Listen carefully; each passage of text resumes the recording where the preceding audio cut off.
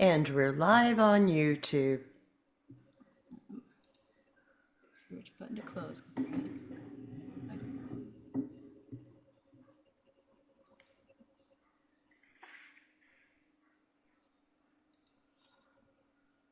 And we're live on YouTube. I told you you're going to hear echoes. All right. And then we'll get the screen up here for the script and we'll go reading. So welcome to our reading of How to Host a Murder, a very popular TV series from starting in 2014, I believe. The script we're reading tonight is the pilot. And we will start with a couple of introductions. If you could let our live audience know your name, who you are playing today, where you are from, and if you like, where people can find you on social media. So I'll just go ahead and start with Terry, who's our lead today. Hi, I'm Terry Lynn Hudson. I will be playing Annalise Keaton. I am based in Chicago. Was there another question? Just if you want to share, if you want people to know where to find you on social media. You can follow me on Instagram, but nothing really happens there. TerryLynnHudson.com is where you'll find my website and mailing list. It's LYNNE and Terry with an I. Awesome. All right, let's go down to Katie. I'm Katie Johnstone. I'm on Vancouver Island in Canada. I'm playing Michaela Pratt, Frank Delgado, nervous, stuttering student, sorority girl, and actions and descriptions for Act 5. And my socials, I'm Katie Johnstone Stories on Instagram. Awesome. All right. Let's see. Next on our list is Aubrey. Hi, all. I'm Aubrey McCoy. I'm from California. And you can find me on Spotify. You can find me on Instagram under Lucy and the Fair. You can find me on Facebook. And I've been in a few movies and stuff. You can probably look it up on YouTube or stuff. I'm all over the place. Anyways, I am playing the part of Rebecca Laurel, nervous girl, campus cop, Linda Arthur, maintenance worker, and also Actions and Description Part 3. There you go. All right, let's go down to Vicky. Hello, I'm Vicki Dykes. I'm in Penhold, Alberta in Canada. Today I am playing Gina, Bonnie, a character named Doucheface, Stuart Stanberg, nerdy intellect, Oliver, bouncy girl, and I will be doing actions and descriptions in Act 2. You can find me on Facebook, I'm Vicki Dykes. On Instagram, I'm YogaGramma10, and I also go by that name on Threads. Awesome. All right, let's turn to Heather. Heather's next. Hi, everyone. My name is Heather Lee Cameron. I live in Lethbridge, Alberta. I'm an actor, I'm a freelance writer, and I'm an independent filmmaker represented by Faces of Wendy. Tonight, I'll be playing Wes, Prosecutor Baldwin, and Drunk Girl. You can find me on Facebook under Heather Lee Freelancer, Heather Lee Cameron. Instagram under Heather Lee Cameron, on YouTube under The Storm and Latter-day Saints, and I think my nickname on TikTok is somewhere, although I don't do that much. Very happy to be here. Awesome. Very happy to represent neurodivergence in acting. Kealoha.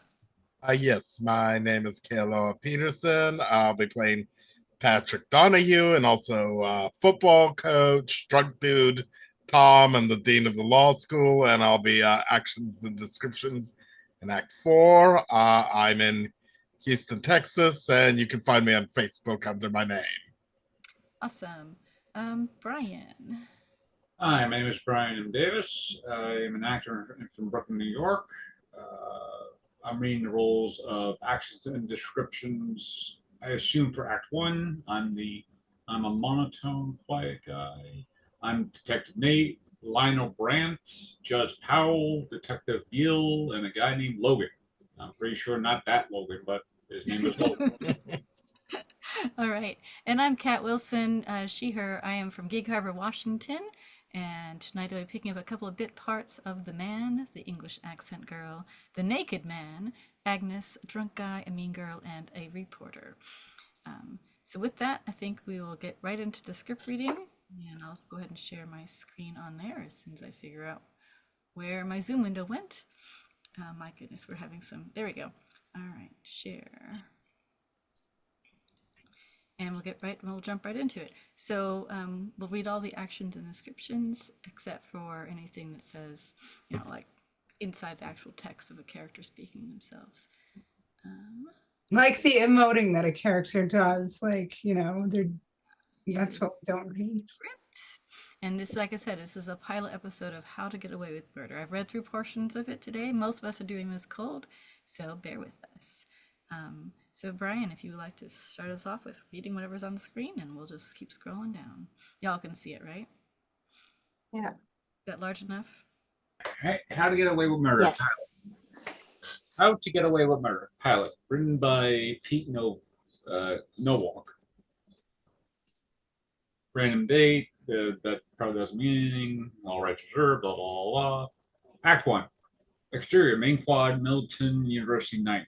Football players, cheerleaders, a sea of screaming, riled up college students because we've been thrust into the center of a pep rally for Middleton University wards. By day, this quad is full with the best and brightest minds of in the country. Future Rhodes Scholars, Nobel winners, but right now they are just drunk. Spooky, foreboding music sets the tone as we move slow motion up the crowd, even though it's the middle of winter. The guys are shirtless, throwing up the pecs painted in school colors, while their girlfriends sit on their shoulders, chugging from bottles of whiskey. It's a wild, rowdy, bumptious orgy of school pride that only America's wealthiest children could get away with.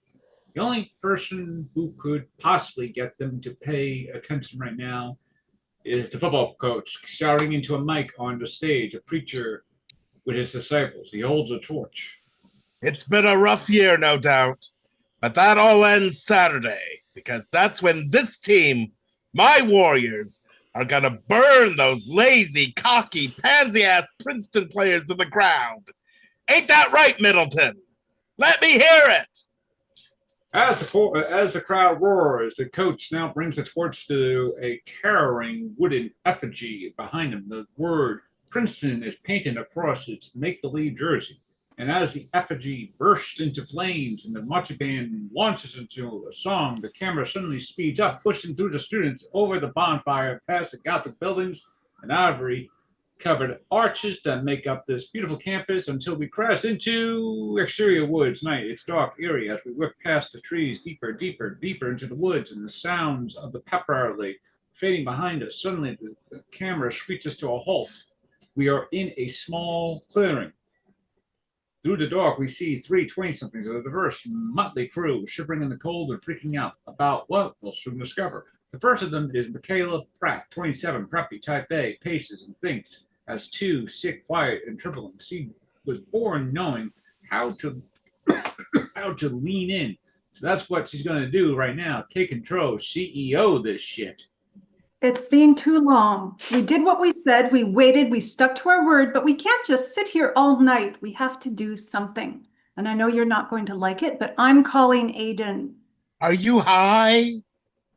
Under normal circumstances, Patrick Donahue is sexy, sophisticated, confident, cool, and hyper articulate. Right now, though, he's shitting his pants. We're not calling your fiance. We wait. That is what we decided, so that is what we're going to do.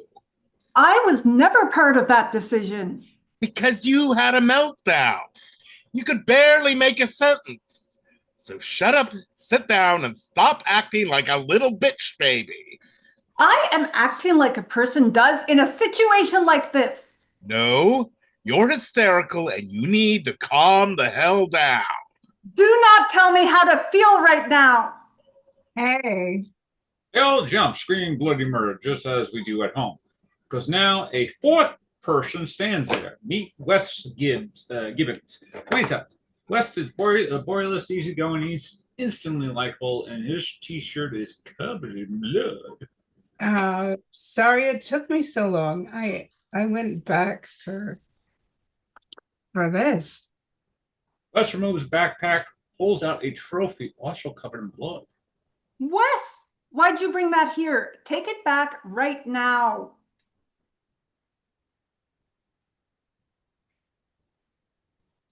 Ah, Oh, no, it's smart.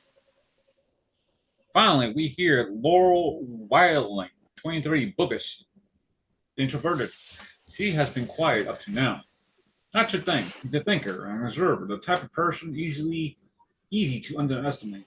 She has the answer now, though. Decisive, confident. The people versus Galavan. Pennsylvania versus Gottlieb. Cases the prosecution would have won but lost because there was no murder weapon. so what are you saying? We clean it and put it back. Hide it in plain sight. After we bury the body. Long beat as everyone takes that in. Then, No, absolutely not. I agree with Michelle. Michaels. What? The trophy we need, yes, but the body stays where it is. The body is what gets us caught. Then why'd we leave it there in the first place? Because we panicked. All of us. But now that we're finally thinking straight, we can actually get. I'm not thinking straight. Then what do you suggest? Something that doesn't involve carrying a body across campus on the busiest night of the year. She's right, Laurel. Even if we were to get it out of the house unseen, the ground is frozen. We have all night to dig. You don't know what you're talking about. This is murder. None of us know what we're talking about. Please, just yell a little louder. Hey, Honestly, you're all dumber than I thought if you think we should go back there. I'm agreeing with you. now everyone's yelling except Wes, who keeps trying to interrupt. Should have disagreed with me weeks ago. No, this isn't. I begged. Sorry. Look, And I'm sorry, Listen. Laurel, but someone will sniff out the body if they bury it. If they don't catch us Oh. before, there are cops everywhere tonight. I begged to tell the police instead of just deluding ourselves that we were on the right side of this. Guys, listen. Hey, shut up. Finally, they all stop. Look at West. He's calm, focused, a quiet and confident leader to this very outspoken group. it's 2 against 1. We have no other choice. We flip a coin. I'm not That's- letting a freaking honestly, coin decide this. We're adults. We can figure this out.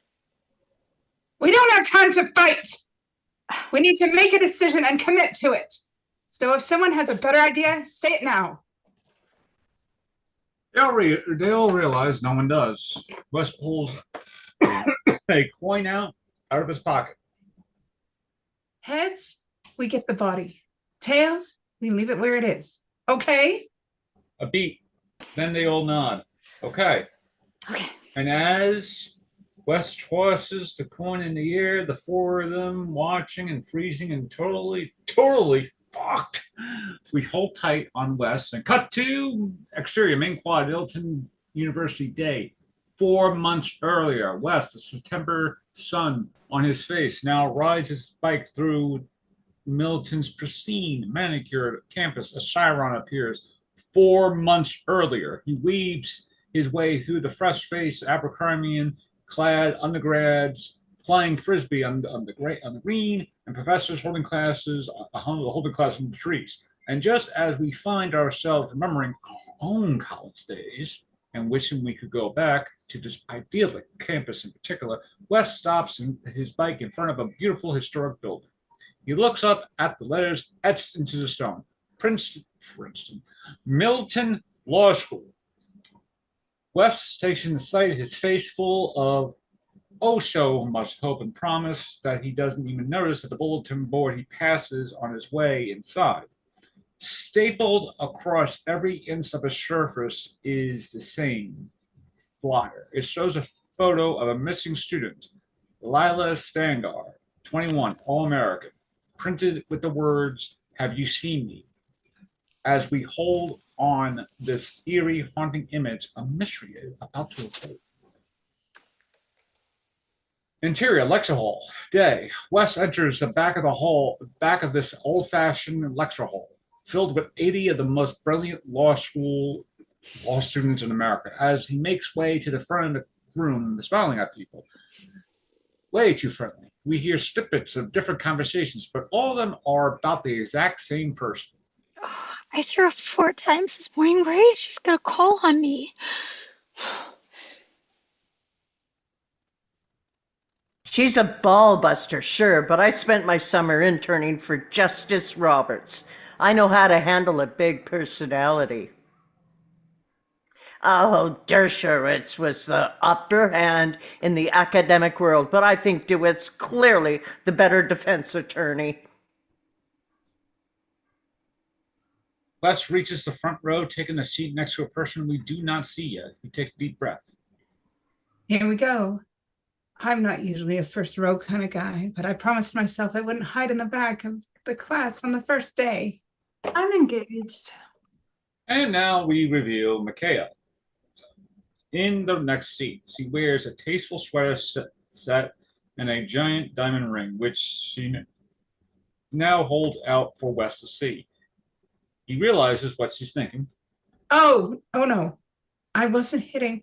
That's not. You're attractive, yes, but Seats are assigned. There's a chart over there. Michaela goes back to the meticulous highlighting her already tabbed textbook. Wes, now mortified, quickly hurries off, passing. Nice try, player. Patrick's all suave and dapper in a tie, hair not out of place. no, I wasn't. You should go find your seat. You don't want to be a sitting duck when the shooter gets here. Who? Oh my God. You have no idea what you just walked into. But before Wes could answer, before Wes can ask what he means, the room suddenly goes quiet as Professor Annalise DeWitt, 40s, enters. Annalise is everything you hope your law professor will be. Brilliant, passionate, creative, charismatic. She's also everything you don't respect. Sexy, elegant, glamorous, dangerous, without a word or wasted motion, a shark through water. She moves to the front of the room. Good morning. I don't know what terrible things you've all done up to this point in your lives, but clearly your karma's out of balance to get assigned to my class. That said, here we all are. I'm Professor Annalise DeWitt, and this is Criminal Law 100. Or, as I prefer to call it, He picks up a red marker and writes on the board. The students all watching, twisting their necks to see the words. Finally, she finishes, turning to them, and she reads the words out loud. How to Get Away with Murder.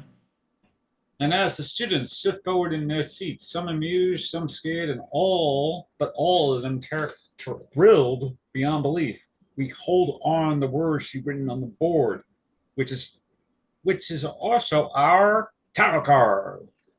Interior, lecture hall, moments later. Annalise jumps into her lecture, commanding the room, Patton before his troops. Many of you brought your textbook. Don't bother. Not because you won't be tested on its content, you will, but because that's material you'll need to learn on your own time. Because this lecture is my time. And unlike many of my colleagues, I will not be teaching you how to study the law or theorize about it, but rather how to practice it. In a courtroom, like a real lawyer. Now, to our first case study, a past client of mine known as the Aspirin Assassin. Everyone takes out a copy of a case style packet. Everyone except Wes, who was just looking around, lost, no idea what's going on.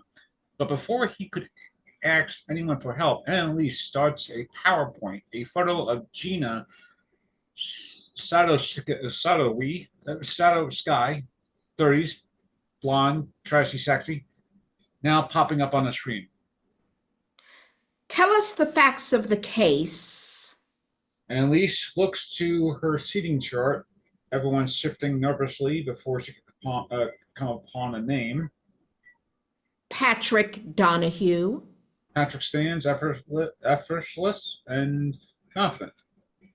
Ipo versus Gina Sadowski was a case of attempted murder. The defendant, Miss Sadowski, worked as the second assistant to the victim, Arthur Levinson, who was the CEO of an advertising agency. Annalise changes the slide. A photo of Arthur Levinson, 50s, distinguished, pops up.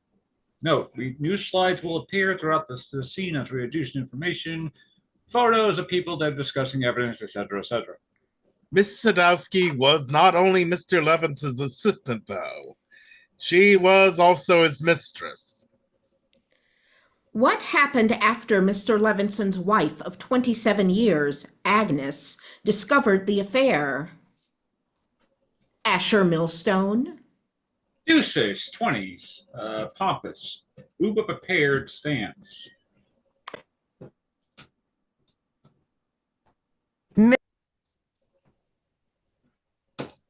Mr.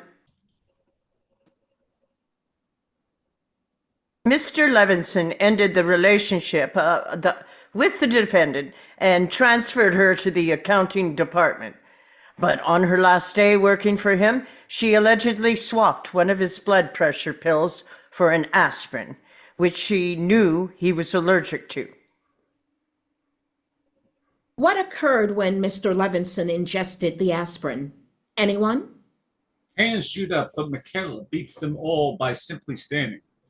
Mr. Levinson went into anaphylactic shock. His throat swelled and his brain was deprived of oxygen for the 7 minutes it took his first assistant to find him. Michaela Pratt. Michaela smiles and sits. That's how it's done, bitches. And throughout all of this, Wes is looking around, sweating, shocked that all of his classmates are able to answer all these questions.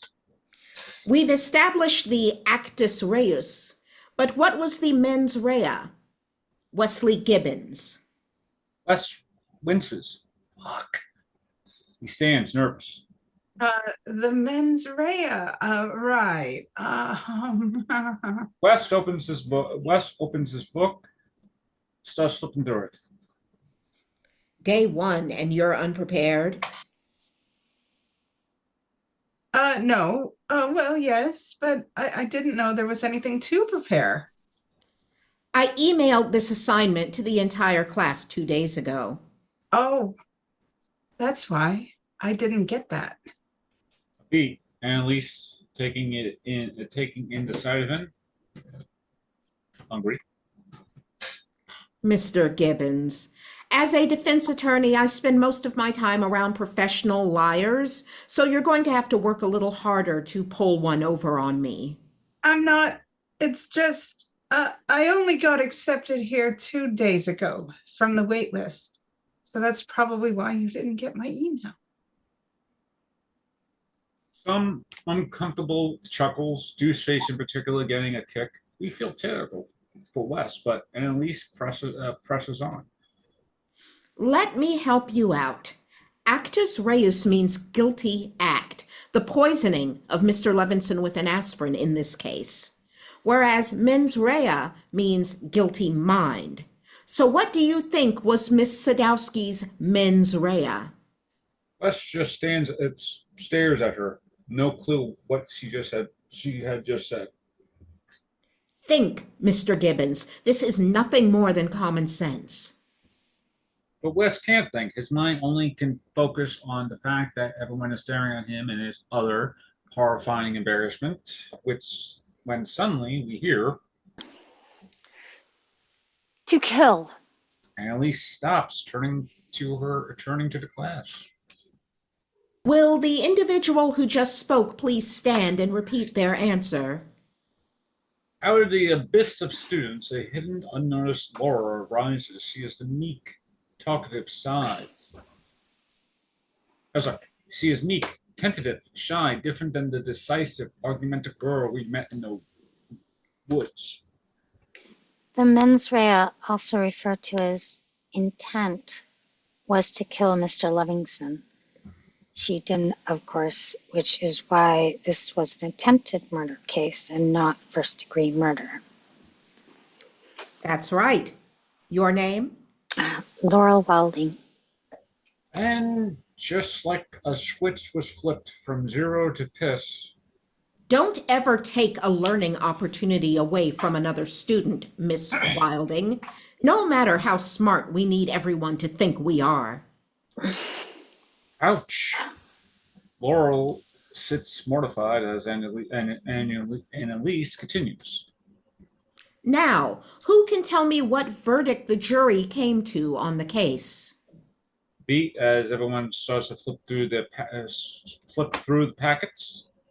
None of you know, which makes sense because I lied. This is not a past case, but one I go to trial on in 2 days. That's right. Gina is my client. And now, your client too. Off the students' stunned, excited faces, we cut to exterior, Annalise's home/office day. We're outside a quaint two-story Victorian right on the edge of the campus. A wooden sign sits out in front. The law office of Annie Louise DeWitt, criminal defense attorney. And now we get closer. We see the students pour out the door. Every day before lunch, it was the same thing. Interior, living room, Annalise home office, continuous. Close up on Gina, now telling her story, her her nervous voice shakingly through her thick Philly accent. I had to put a blood pressure pill on the plate next to his keyboard so he'd remember to take it. We reverse angle to see all the students gathered in the packed living room. People on the floor, people pushed against the wall, overflowing into the foyer. Wes watches on the edge of his seat. And this day, I had been working there a few weeks at that point. I had walked into his office to put the pill there when I screamed because Arthur was there, back early from his lunch meeting. And when I say screamed, I mean, it was something out of a horror movie. I was like, crap, he's gonna fire me. Arthur was a real ball buster to work for, but instead he just started laughing. So then I started laughing, that real hard, hurts your belly kind. And well, I guess I really saw him then, as a man and not some big ad exec jerk. And then, well, he kissed me and yeah, I became that girl. As Gina looks down, embarrassed, Deuceface whispers to Laura. Something tells me she's always been that girl. Laura just glares at him, offended as Gina. We went on like that for a few months until this one day when Agnes, his wife, she came in the office. I could tell the minute she met me. She knew. I wasn't surprised when, well, he told me he was moving me to accounting. They have kids, and I was just some bimbo secretary. I told myself to just be happy they weren't firing me. It was on my last day working for him when I was coming back from lunch, and I saw the ambulance outside the building. When I heard why they were there, that Arthur was hurt, I loved him. I know that's hard to believe, but I loved him. Why in the hell would I want to hurt him? And now Gina is all tears, and as many other students that move by her story, Annalise puts a comforting hand on Gina. It's okay if you need a little break. Gina nods and heads to the bathroom. Once she's gone, Gina only became my client 2 days ago. You haven't heard of her case yet because her previous lawyer was bad and had no clue how to work the media. Which brings me to the question you're all asking yourselves. Why are you here? 1, because the dean doesn't like me using university space for my private work. And 2, because your first assignment is to help me win this trial. as the students take this in, confused, excited, scared, Tomorrow, each of you will have 1 minute to present what you believe is the best defense for Gina.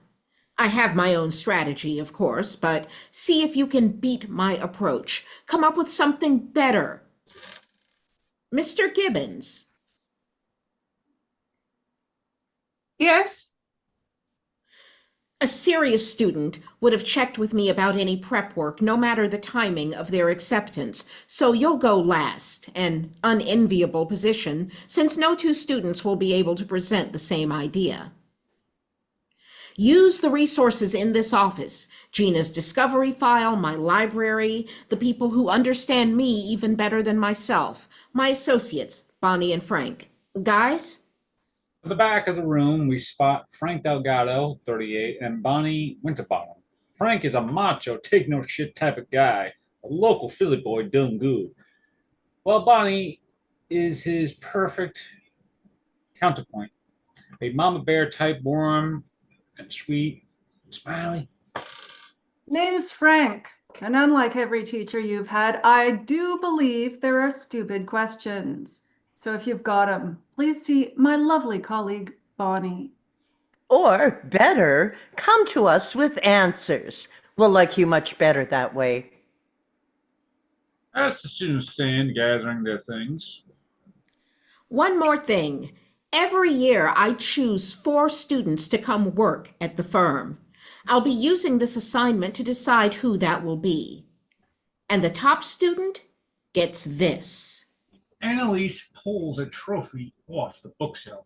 The trophy we recognized from the first scene in the woods. Consider it your immunity idol. Whoever wins it can turn it back in at any point to get out of an assignment or an exam. Now, get to work. And as the students all jump into action, interior Wes's apartment night, Wes works alone in this rundown off-campus apartment. An air mattress sits on the floor, unpacked boxes piled everywhere. He paces, talking to himself, and as he reads from Gina's discovery file, The first assistant saw Gina with an aspirin that morning. Forensic found aspirin residue on the plate.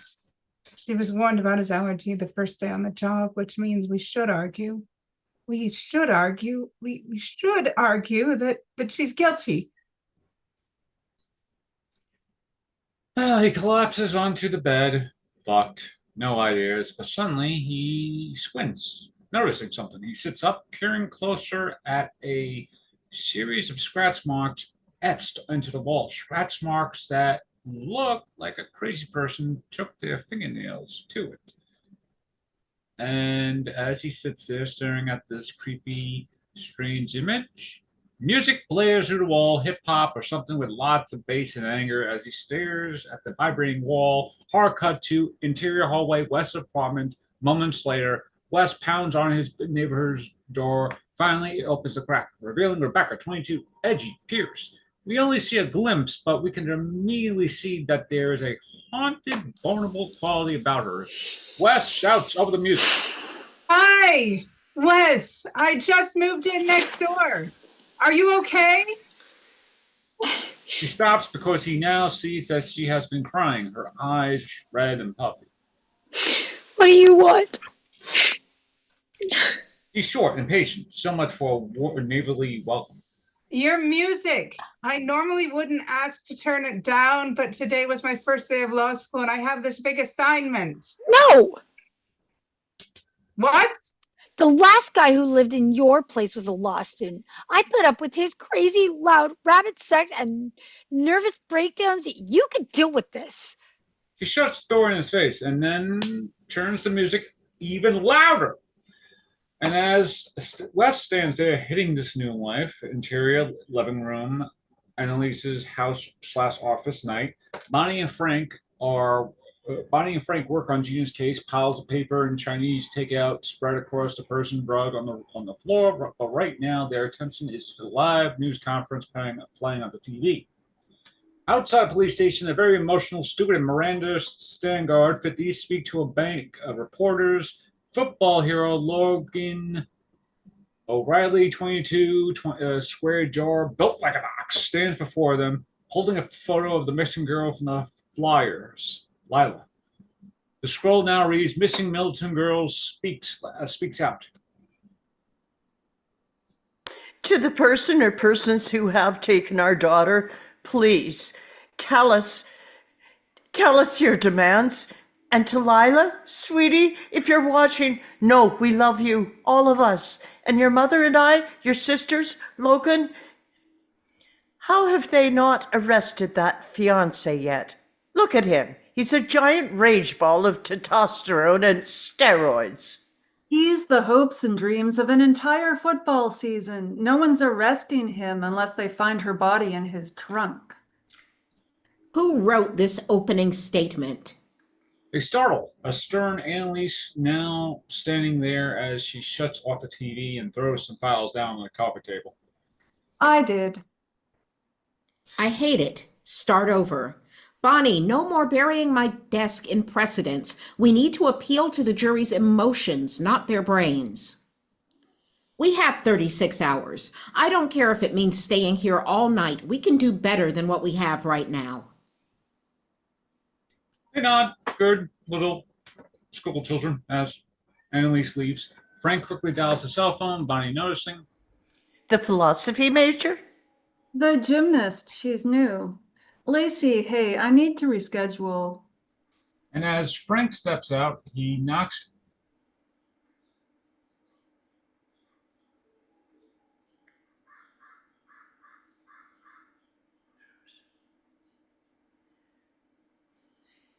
He knocks a Chinese container over, food now spilling all over the rug. And Bonnie. Frank! And as we hold on the now stained rug and flash forward to interior living room, Annalise's house office night, flash forward. Are you back? Yeah, I'm back. Yeah, sorry about that. My thing just said my internet was unstable for a second. That's okay. You can pick It's almost done anyway with my Act 1 thing, so it's like. All right. Interior living room, Annalise house/office night, flash forward. The same rug now being rolled up by Wes and Patrick because we're not back into the night in the woods. And although we don't know it yet, we could tell there is a body in that rug. Note, these flash forward scenes will be shot with some cool, grainy visual style, different than the rest of the show. Michaela. Michaela stops from the other side of the room, her back to them. I never agreed to this. The coin did, so I'm going to stand here and not see anything, so when I'm called to testify, I can say just that. I understand, freak show. I just want you to move your feet. Michaela realizes she's standing on the rug, so she steps aside.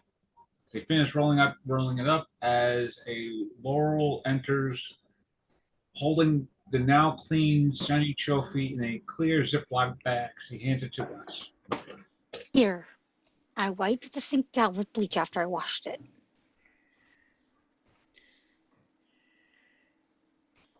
We'll put it back tomorrow.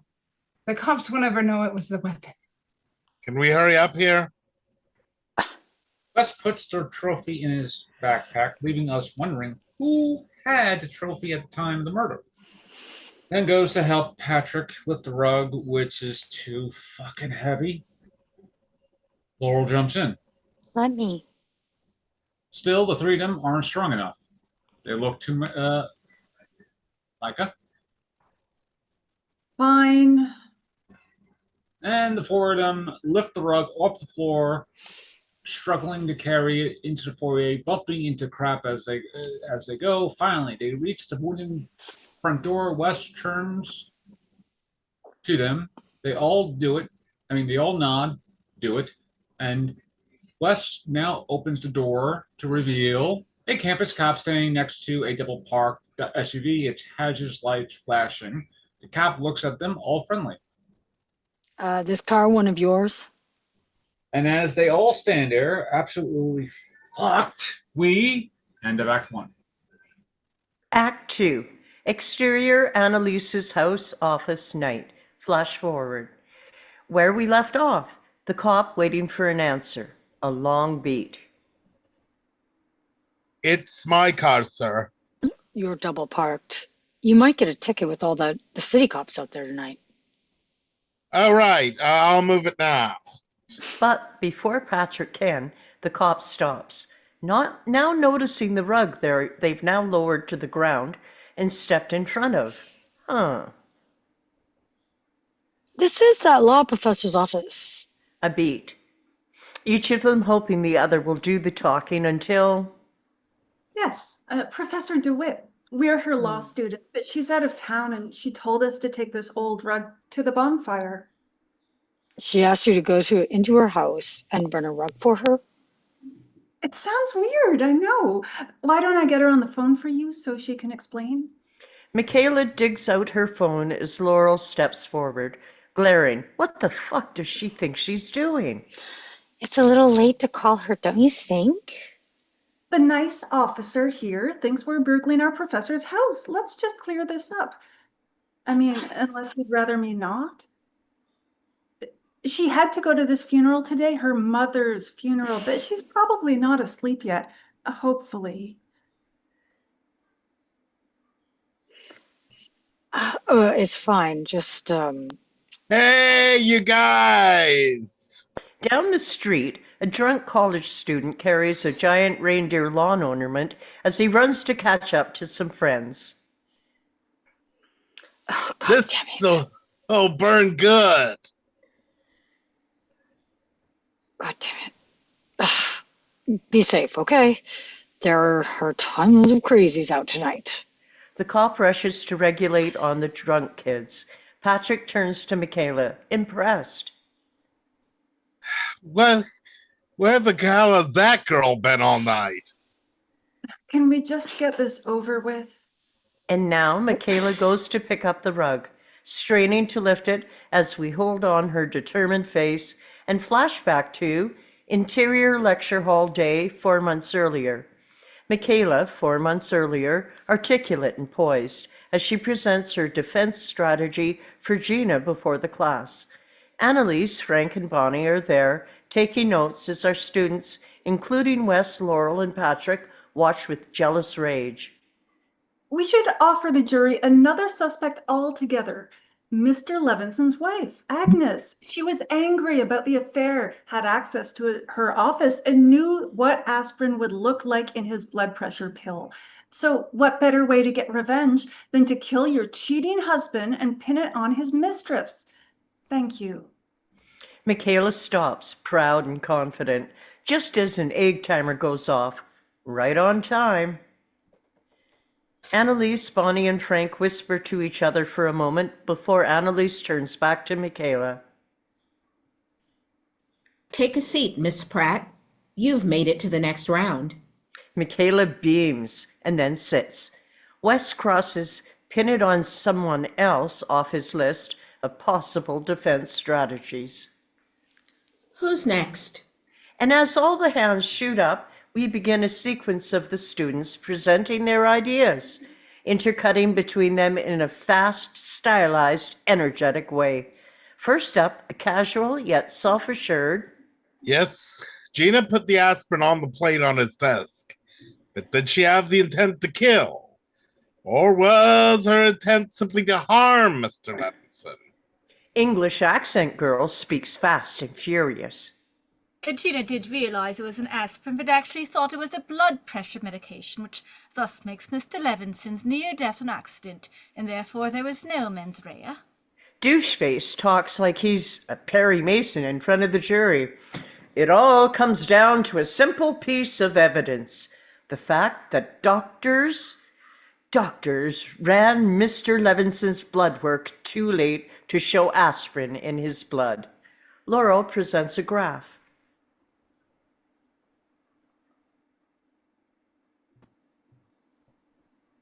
The statistical breakdown of the jury pool shows 80% of them came from a low socioeconomic class. Gina knew her boss was allergic to aspirin, but she did not know he could die from it. She simply wanted to give him a scare. So without a witness to assure that, sorry, I think I lost my spot. We use this inequality to our advantage and present this case to the jury as a class struggle. Issues at play are in need of a more extensive research, so my recommendation is to delay. Yes, the doctor's on record saying that he didn't run the blood work on time. But do we really trust him? I swear. Oh, I thought I was nervous too. Sorry. Oh, sorry. No, that was my bad. I'm nervous stuttering student. I thought I did it. I swear, I'll find it. Just one more second. Attempted murder, therefore, is a bogus, inaccurate charge. The judge will have no other choice but to direct the jury to an NG verdict. Gina is one of them. The put upon and underappreciated, while Mr. Levinson represents the wealthy and out of touch. Thank you. Laurel stops, waits for her fate. You can sit. As Laurel sits, relieved, we now see that most seats are empty. The majority of students disqualified now at the front of the class, sitting on the floor, leaning against the wall. Only about 20 students remain, including Patrick, Michaela, Laurel, English accent girl, Doucheface, and Wes, who is now looking down at his list of strategies, every single idea crossed out. And now our last victim, Mr. Gibbons. Wes takes a deep breath, then stands. Annalise presses the timer. So, the way I see it is, well, there's really only one option. We say it was self-defense. I know it's weird to enter a guilty plea now, the day before the trial, but it's my belief that at the time of the crime, Gina was suffering from Stockholm Syndrome, which is actually quite common in assistants with their demanding bosses. At the affair, for example, is just one example of how far Mr. Levinson's brainwashing of Gina went. He made her fall in love with him. So in this way, her poisoning him was actually just an act of self-defense. And I'll just go stand over there. Wes goes to join the disqualified students when, No, sit. as we hold on the class's utter shock, Wes included, Congratulations to all of you still seated. You'll be joining us for the next round in court tomorrow. That said, not one of you presented an idea I can use in court, so my plan wins. Step 1. We discredit the witnesses, find the holes in their stories, attack their character.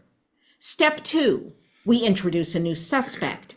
That person is not Mr. Levinson's wife, Miss Pratt, but rather his business partner, Lionel Brandt. Step 3, we bury the evidence by throwing so much information at the jury, they'll walk into the deliberation room with one overwhelming feeling: doubt.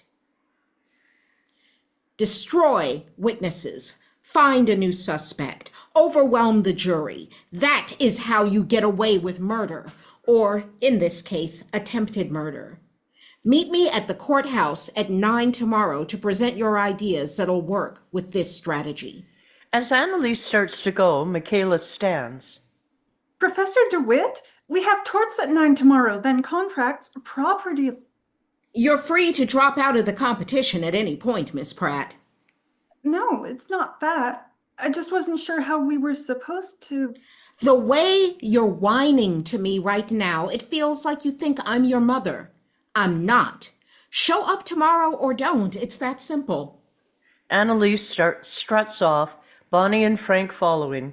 As we go off a bitch slap Michaela, her classmates all gleefully watching. Exterior, Philadelphia Courthouse Day. Philly's criminal courthouse.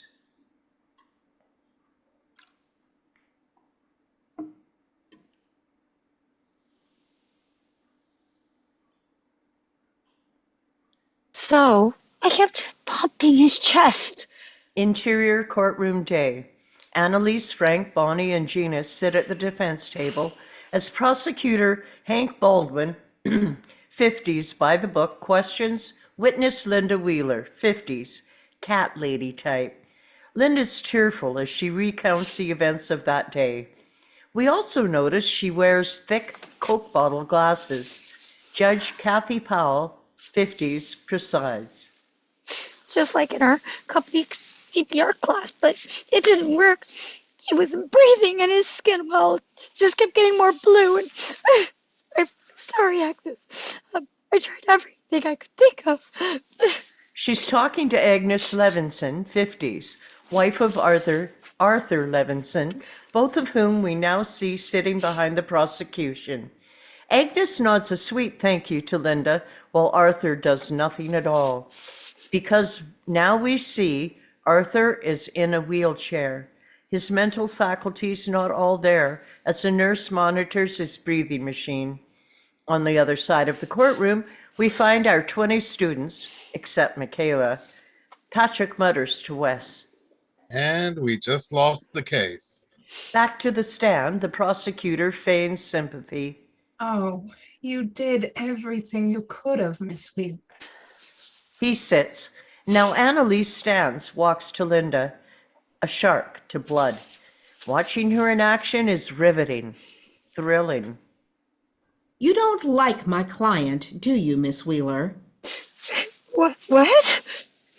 Sometimes you'd yell at her, throw things, call her incompetent, stupid, trailer trash.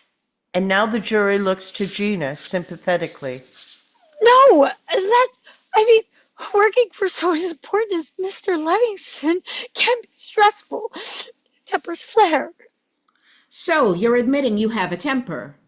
As Annalise continues her attack, Michaela now rushes in, out of breath, as she runs up to the defense table, whispering loudly to Bonnie and Frank so that everyone in the courtroom is now distracted. Wes, Patrick, and Laurel watch, confused. What is she doing? Your Honor, can I have a moment? What the hell? It's all you, girlfriend. As Michaela is about to explain, we cut back to our students. She's lost it, right? The first of us to have a nervous breakdown? I was sure it would be me. Still might be. Look. They see what she means. Annalise now looking at Michaela with interest. Back to them. How sure are you? 90%. 95. As Annalise looks at her, wondering whether to trust her. Your Honor, I don't know what this stalling is about, but... Sorry for the delay. Michaela takes a seat next to Laurel, Patrick whispering to her from the row behind. What was that? Something you learned in torts? Something that just won me the trophy. As Patrick wonders what she means, Annalise continues her cross. Miss Wheeler, you testified that you saw a pill on my client's desk the day of the accident, correct? Yes. You said it was a yellow pill, similar to the color of Prosecutor Baldwin's shirt, perhaps. Yes. And now the entire room stops because Prosecutor Baldwin's shirt is not yellow, but blue. Annalise steps closer to Miss Wheeler. Mr. Baldwin's shirt is blue, Miss Wheeler. Are you colorblind? As Linda shrinks in her seat, Yes. and now we hold on Michaela, who smiles victoriously. The other students now clocking this, not sure how she knew this. I see.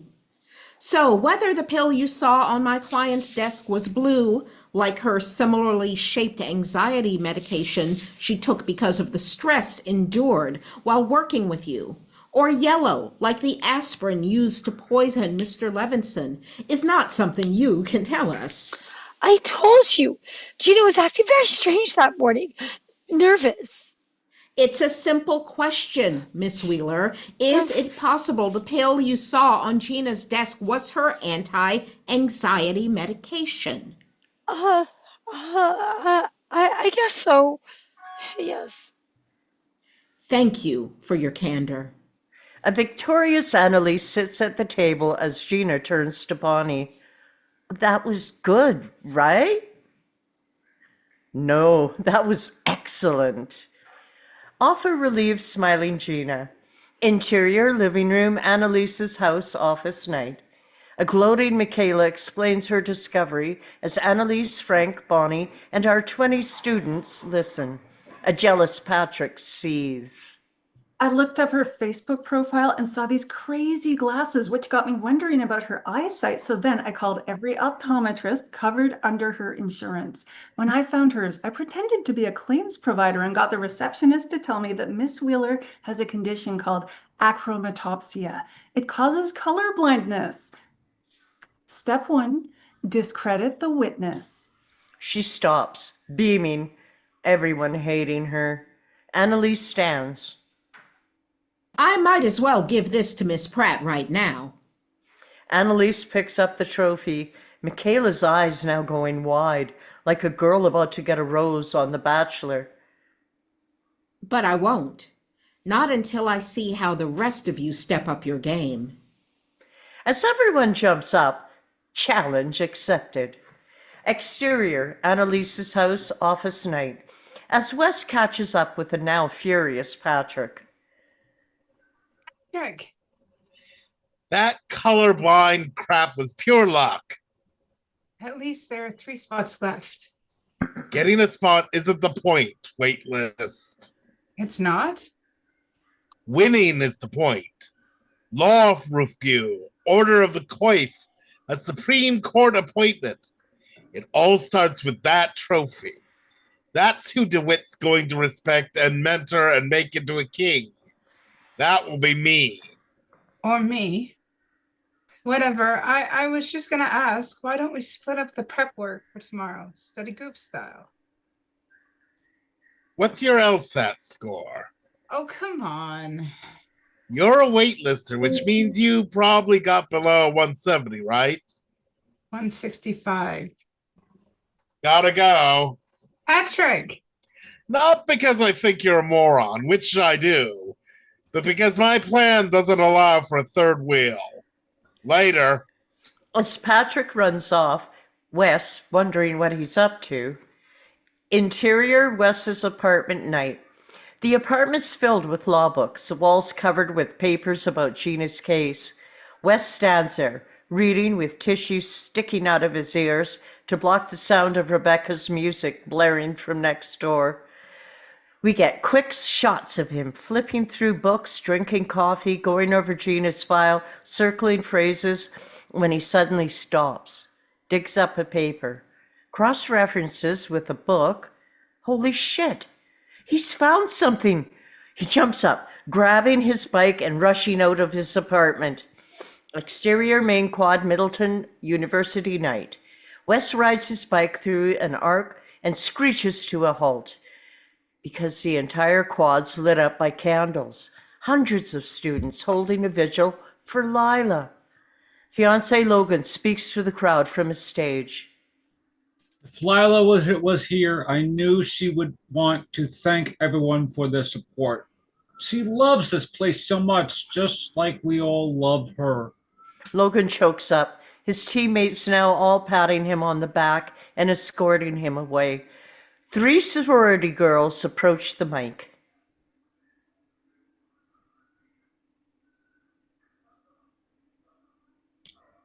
This is for Lila. They start to sing, something overwrought and funny like Demi Lovato's Skyscraper. Wes watches the students sway and cry, finding this all very strange, and then pushes his way through them. Excuse me, sorry, excuse me. Exterior, interior, Annalise's house office moments later. And now breathless Wes dumps his bike on the lawn, runs to the front door, which he finds ajar. He enters. It's quiet. Empty. Hello? No answer. He moves into the house, looks in the study, living room. No one home. But there, he sees a light. A light on in Annalise's office. Some voices and laughter inside.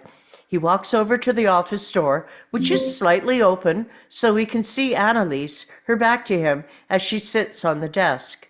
Wes knocks. Professor DeWitt? And the slight pressure of his knock now makes the door slide open enough so Wes now can see a naked man pop up from below the desk. Annalise jumps up, quickly pulling down her skirt. Oh my God. Get the hell out!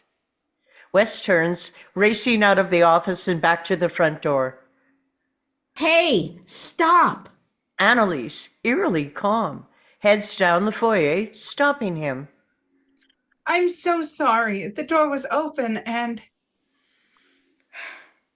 Oh my God, I'll kill him. A now annoyed Annalise heads over to a desk, dials the phone. As it rings, she looks to Wes, who really just wants to leave. So why are you here? Oh, it can wait. Clearly it can't if you barged in here this late. Frank, you didn't lock up. Again. She hangs up, looks to Wes. Speak. Right. I came across this case, Commonwealth versus McGinnis, which says we can motion for a faster verdict if we think the prosecution's evidence is insufficient. A directed verdict. Huh? What you're suggesting is called a directed verdict. If we ask for one and get denied, all the jury will hear is that the judge thinks there's enough evidence to convict. But you discredited the first assistant's testimony today, and... You had an idea. I'm telling you it was a bad one. Good night, Seth. Wes. Right. And now Annalise pushes him out the door, off a mortified Wes. End of Act 2. Act 3. Convenience store, night, flash forward. That night in the woods, Patrick's SUV now idles outside in a 7-Eleven. Interior Patrick's SUV, continuous. It's eerily quiet, a nice respite from the panic of the previous scenes. As Patrick sits down in the driver's seat, Michaela and Laurel are in the back. Wes isn't there, but the body is rolled up in the rug that's now shoved in the back. Laurel rolls down her window. What the hell are you doing? It's the middle of winter. We can't be riding around with the windows down. I can't take the smell. You should have thought of that before you had the genius idea to move the body. You're not seriously still questioning that decision? Oh, I think I'll be questioning it for the rest of my life. In jail. Wow.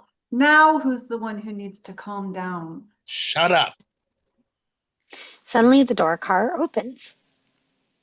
door opens. Wes, wearing a hoodie pulled up over his head for cover, climbs in with a 6-pack of beer and a bag of full contents we can't yet see. Patrick nods at it. You get it all? Yep, beer too, in case they got me on the surveillance video. Don't worry. We'll just kill the store owner if we need to. That was a joke. You do all know that. But they all just stay silent, too traumatized for jokes right now.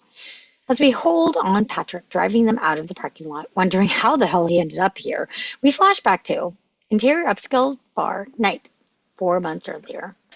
4 months earlier, where a calmer, cooler, sexier Patrick carries 2 drinks through a crowd of businessy types. He arrives at a table occupied by Oliver, 30, glasses, nerdy, cute. Maker's Manhattan, 2 cherries. Hey, I'm getting the next round. Otherwise, I refuse to drink this. Deal. So, your coworkers over there seem to want a show. So they say the word and we can start making out. Oliver turns to see what Patrick means. Several of Oliver's business casual clad coworkers stealing glances at them. Oh, ignore them. I just don't talk to guys at bars that often. I can tell. And now I'm leaving. No, you're not. No, They I'm both smile.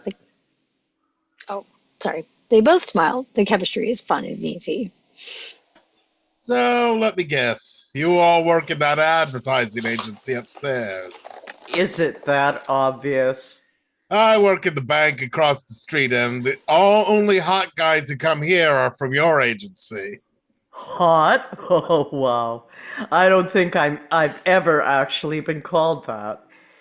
But I don't work in the cool part of the company, if that's what you're thinking. I'm in IT. Ding! Patrick just hit the jackpot. IT. No, I think IT's very cool.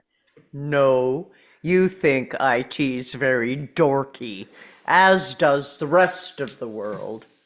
Maybe, but dorks are actually my type. Oliver looks up. Patrick is now giving him some serious sex eye. And now Patrick goes in for the kill. Can I ask you something? Did you know that secretary tried to kill her boss with an aspirin? Yeah, but I'm not supposed to talk about that, actually. The legal department warned us as soon as the media got a hold of the story a few days ago. Oh, right. Sorry I asked. And now Patrick looks down, checking his phone, no longer interested. Oliver realizes he screwed up here, especially when Patrick now checks out another guy passing by. Okay, I'll tell you a little bit, but you have to promise you didn't hear it from me. As Patrick smiles, an oblivious Oliver falling into his trap. Interior hallway, Wes's apartment night. Wes walks his bike down the hall when he hears an argument inside Rebecca's apartment. The voices are muffled but angry.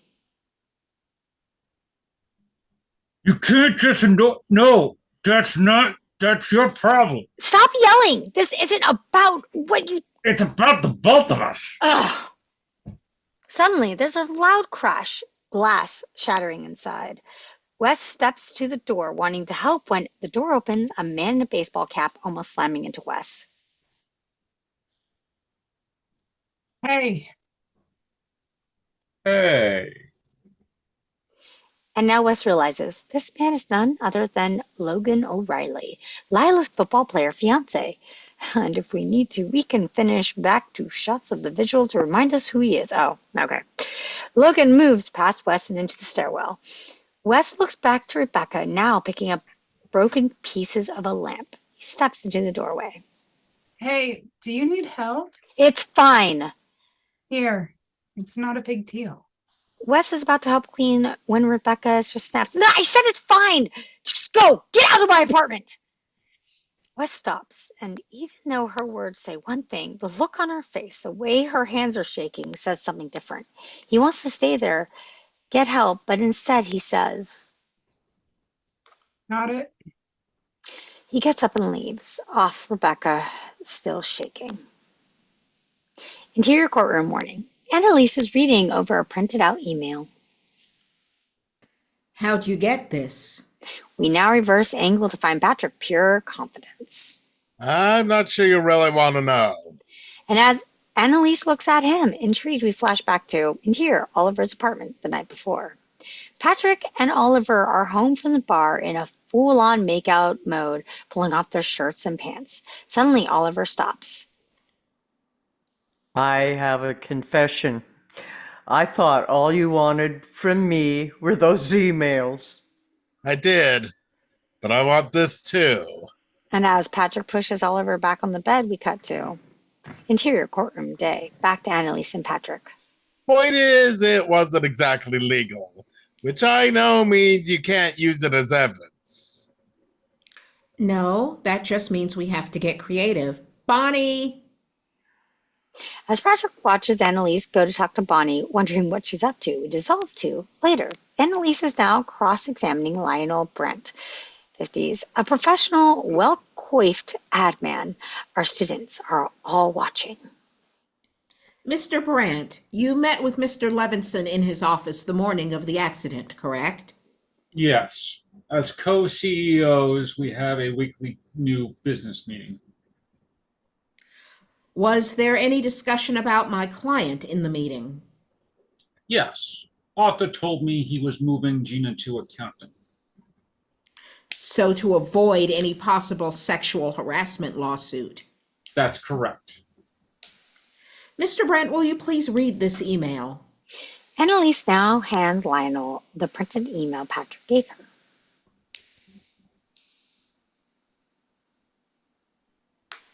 Your Honor, can the defense please specify what she's just handed to the witness? My apologies. This is an email the witness wrote to Mr. Levinson. It was in the discovery file given to us by the prosecution, Your Honor. A stunned Patrick hears us, muttering so only Wes can hear. OMG. What? He doesn't answer, instead watching as Lionel reads the email. Dear Arthur, after several days trying to reason with you, I'm officially requesting that you step down as co-CEO. I've warned you about having sexual relations with employees of this company. I have grown frustrated with your refusal to stop. Your Honor, this email was not part of the discovery file. Miss Stewart, is that true? Oh, I thought it was, although my junior counsel is more familiar with the paperwork on this case. Bonnie? I found the Oh, Bonnie stands, not missing a beat. Patrick watches in awe. email in the files given to us by our client's previous attorney, Your Honor. I just assumed it was part of the discovery file. It wasn't, which means it was obviously obtained illegally. That is a ridiculous assumption, Your Honor. Is it, Miss Stewart? Yes, not to mention the fact that the content of this email pertains to the case. It clearly should have already been admitted into evidence. The content's irrelevant. It's all fruit of the poisonous tree. Enough! Did you write this email, Mr. Brandt? Yes. And I have to side with Mr. Witt here. This email is admissible. Your Honor! I've made my decision, Mr. Baldwin. Thank you, Your Honor. Mr. Brandt, as stated in your email, you were angry at Mr. Levinson for taking part in a sexual relationship with an employee. I was frustrated, yes. So frustrated that perhaps you decided to swap his blood pressure pill for an aspirin during your meeting. Objection! Mr. Witt. I withdraw the last question, Your Honor. Nothing further. Annalise sits, point made, nodding to Gina as the whole courtroom busses about this masterful play. Interior hallway, courthouse, moments later. Hold on one second. Apologies. Patrick looks right at Michaela, grins. Wes smiles, enjoying their feud. We did well today, no doubt due to Mr. Donahue's hard work last night. That said, we haven't won yet. I'll be at the Dean's cocktail party if you find anything before tomorrow. She leaves, Bonnie and Frank in tow, as Michaela turns on Patrick. How'd you get that email? I don't kiss and tell. What the hell does that mean? As Michaela chases after Patrick, Laurel rolls her eyes and peels off from the group, always one to avoid the fray. We go with her as she walks towards the restroom and passes wheelchair-bound Arthur, agitated as he clings to his wife Agnes. No, no, please don't, please don't.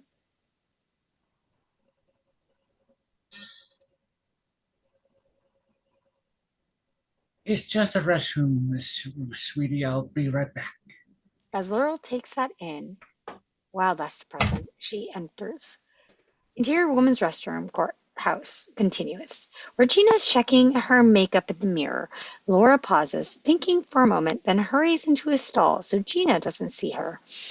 And now we're inside the stall with Laurel. She peeks through the crack of the door just as Agnes enters, stopping as she sees Gina. The two of them look at each other. And instead of the awkward, tense encounter between wife and mistress we all expect, Agnes smiles and gives Gina a tender squeeze on the hand before heading into a stall. As Laurel takes this in, her head now spinning. Interior, Dean's house, night. A cocktail party. Our 1Ls are dressed up, downing champagne and mixing with professors. Wes arrives at the front door, greeted by the liquored-up dean of the law school and his bored wife. Welcome, Dean Howard. This is my wife, Constance.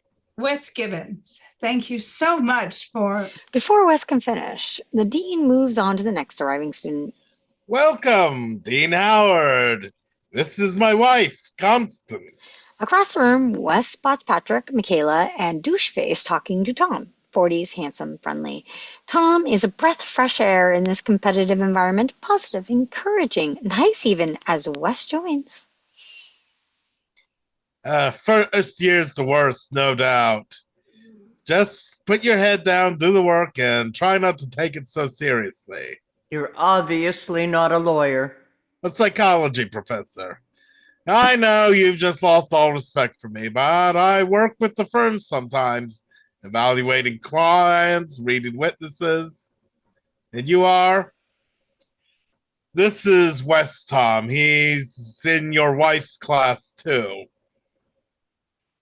How's it going so far, Wes? Has she gone full terrorist on you yet? I'm sorry. Who's your wife? Professor DeWitt, who I can just say is literally my personal hero. Her and Hillary, of course. As Wes takes a sim confused, Tom is not the naked man he saw Annalise with. A smiling Annalise arrives with 2 drinks.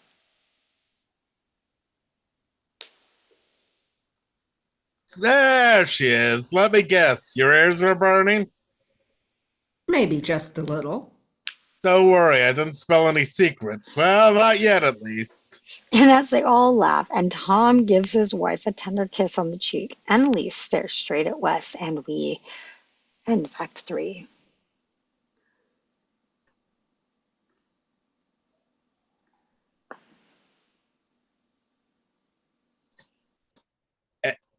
Exterior, woods night. Flash forward. Back in the woods, where our 4 exhausted, aching students lug the rug through the dark.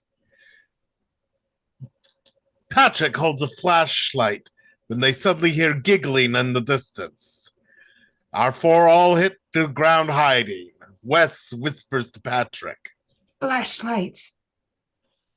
Patrick shuts it off just as a drunk couple comes into view, heading right for them. Our 4 all share looks panicked as the couple finally stops, making out up against a nearby tree.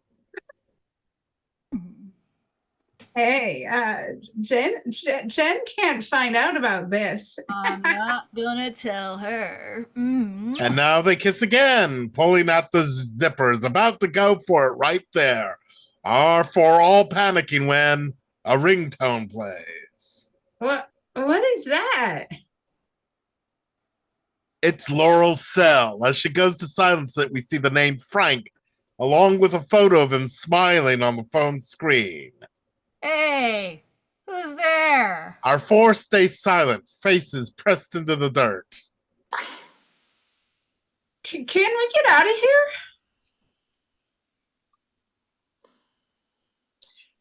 here? And now the couple runs off as fast as they can. Once they're gone, Laurel breathes a big sigh of relief. That is until... Why is Frank calling you? What? I saw your phone, Laurel. What the hell's going on? And as Michaela, Patrick, and Wes all stare at her, waiting for an answer, we hold on Laurel's scared face and flash back to exterior, Annalise's house office night, 4 months earlier. Laurel, 4 months earlier, knocks on the front door. Frank answers. Frank, hi. I'm in DeWitt's class. Shouldn't you be at that party? I hate those things, and I saw something today at the courthouse that I think you should know about. And as Frank wonders what she means, we time cut to interior living room, Annalise's house office, moments later, where Frank is now laughing at Laurel hard. Sorry, I was just imagining if Annalise heard what just came out of your mouth. Oh, it would have been ugly. But of course, you already knew that, or else you would have gone to her with this tall tale rather than me. And now he's just looking right through her. I only saw them touch hands. I know, but think about it. A wife gets so tired of her husband cheating that she enlists his mistress to team up for revenge. Fine. Say you're right. They went tag team on the guy. What the hell do you expect us to do about it? Put you on the stand so the jury will definitively have enough evidence to convict your client? No, obviously not. You already know. I didn't say that. Frank just holds her look, his face betraying nothing. Laurel suddenly understands just who she's dealing with here.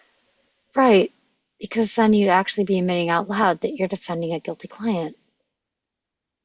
And who really has time to deal with the more repercussions of that? Pissed, Laurel starts to head out. Frank calls after her. Brown, right? Or was it Smith? Berkeley? What bastion of liberalism turned you into such a goody-goody? Laurel stops, turns back to him, suddenly feeling naked. Brown, you read my application or something? Just a guess. We get a lot of you around here. Smart, idealistic girls who come to law school to help the less fortunate, only to end up taking a corporate job after graduation, which they then quit the second they get pregnant because they'd rather stay home. For the child, of course. You're a misogynistic ass. She storms off, slamming the door on her way out. Only now does Frank look up to see Bonnie standing there, having heard all that. Stop screwing the students. She leaves, Frank calling after her as she goes. Who else am I gonna screw? We live at this office. I don't have time to go meet real girls. She doesn't answer, already gone as we stay with Frank. His face drops just the slightest to reveal the loneliness underneath the tough guy act. But now he pushes it away, goes back to work. Interior Dean's house night. Back at the party where Patrick, Michaela, Doucheface, and the still spinning West all stand in the huddle as they watch Annalise and Tom talk to the dean across the room. Tom's laughing at his joke, his hand on Annalise's lower back. I knew she was married. I just never expected someone so Hot. nice. He married a sociopath. He's clearly not that nice. What? I want this job as much as any of you, but you've all got your heads in the sand if you don't think that bitch is cray. You okay? He's talking to Wes, who's now looking very distressed. Yeah, I'm gonna go find the bathroom. As Wes peels off, passing Annalise, who we now see watching him. Interior, bathroom, Dean's house, night. Wes enters, about to close the door, when Annalise enters, locking the door behind them. It's a tight space, intimate. I'm not going to say anything. Honestly, the fact that I even saw you that night was my fault. Stop. I need to apologize. I put you in a terrible position. It's unprofessional, not to mention embarrassing. She stops, her voice cracking, eyes welling up. Wes and we are shocked. This isn't a person we ever thought we'd see cry. We've been trying to have a baby for a long time now. And I hate to make excuses, but it's been a lot of pressure on our marriage. And oh my God, I'm totally making this worse. Forgive me. And now she places her hand on Wes's arm, looking at him, like she might kiss him or hit him. You can never tell with her. Thank you for keeping this between us. She's holding his look intense, so Wes just nods. No problem. I'll just leave now. He rushes out the door, but we stay with Annalise, who just stares at herself in the mirror, her tears quickly drying up because, well, it was all an act. As she cleans up her now running mascara, matter of fact and emotionless, us wondering what her deal is. Interior living room. Annalise's house office night. Bonnie and Frank work when Annalise and Tom return home, holding hands. Bonnie lights up at the sight of Tom. Tom, how was Harvard? They loved you, right? Offered you the whole department? We're just having some preliminary drinks. No one's moving anywhere yet. But I miss here. Besides you guys kicking ass on the new case. Don't jinx it. We haven't even started our defense yet. I'm only repeating what I read in the Times. You coming up? I've missed you. And now he pulls her in, kissing her, just like their marriage is perfect. Bonnie watches, a little uncomfortable, clearly knowing some secrets. Finally, they break apart, Annalise smiling. I'll be up soon. Make it very soon. Go home. You better won the case already. He heads upstairs as Annalise walks into interior Annalise's office, continuous. She gets on her computer as Frank enters with some files.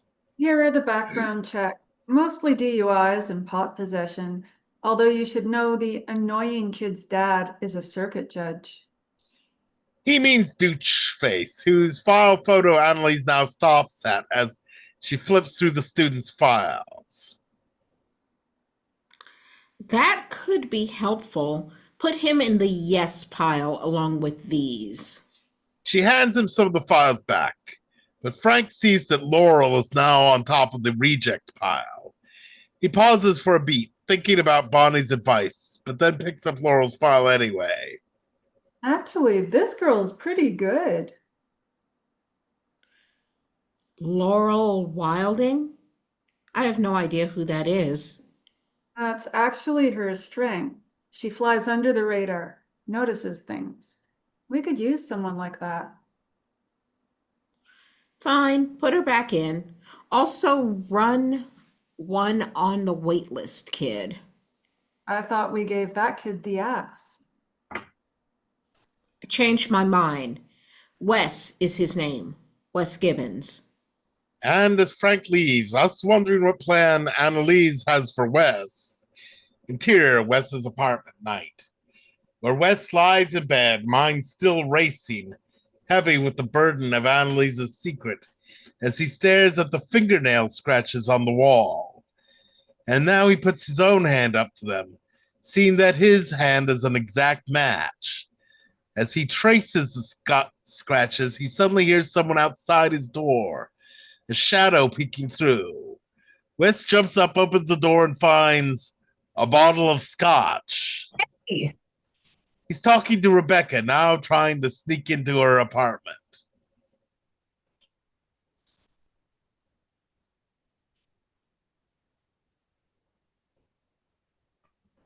Rebecca. Derp. Oh, Oh, hey. That's just to say sorry for the other night.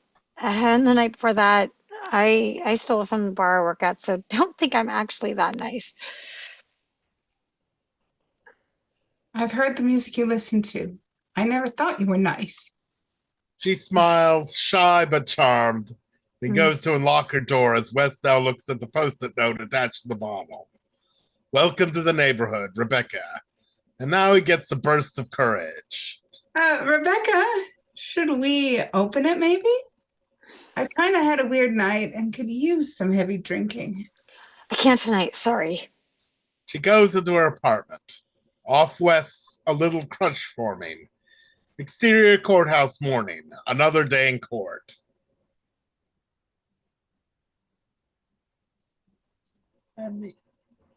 Your Honor, is this a trick? Interior courtroom continuous. A livid Annalise now stands up yelling. The prosecution hasn't informed me about any new evidence. Approach the bench, counselor. Annalise and the prosecutor go to the judge. The police just gave me the video last night, Annalise. You can try and stall all you want, but it's damning enough without showing the jury. You don't want them to see it. It's your call, Mr. Whit. And as Annalise debates, we time cut to moments later. The prosecutor questions a very young, nervous Detective Gill, who is now on the stand. You got the call from the convenience store when, Detective Gill? Approximately 7 p.m. on Tuesday. So, 2 nights ago. What happened next? I went to the store and met with the owner, Mr. Lyra, who gave me the original copy of his surveillance camera video. He said he saw the defendant's picture on the news and remembered she had came into his store a few months ago and how she seemed real nervous at the time. And so he looked through his old security footage video until he found the footage of her.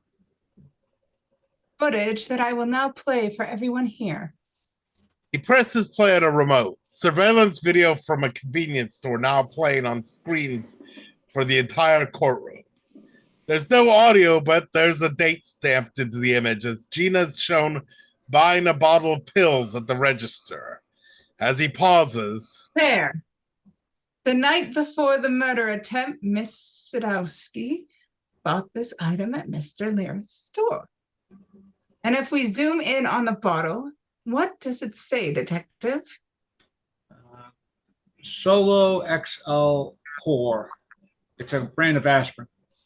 as Bonnie and Frank share a look, we're fucked. The prosecutor turns to Annalise. Your witness. Your Honor, I'd like a recess. You've got 1 hour, Mr. Wood. And as the courtroom breaks up, Patrick turns to Wes. And we're screwed.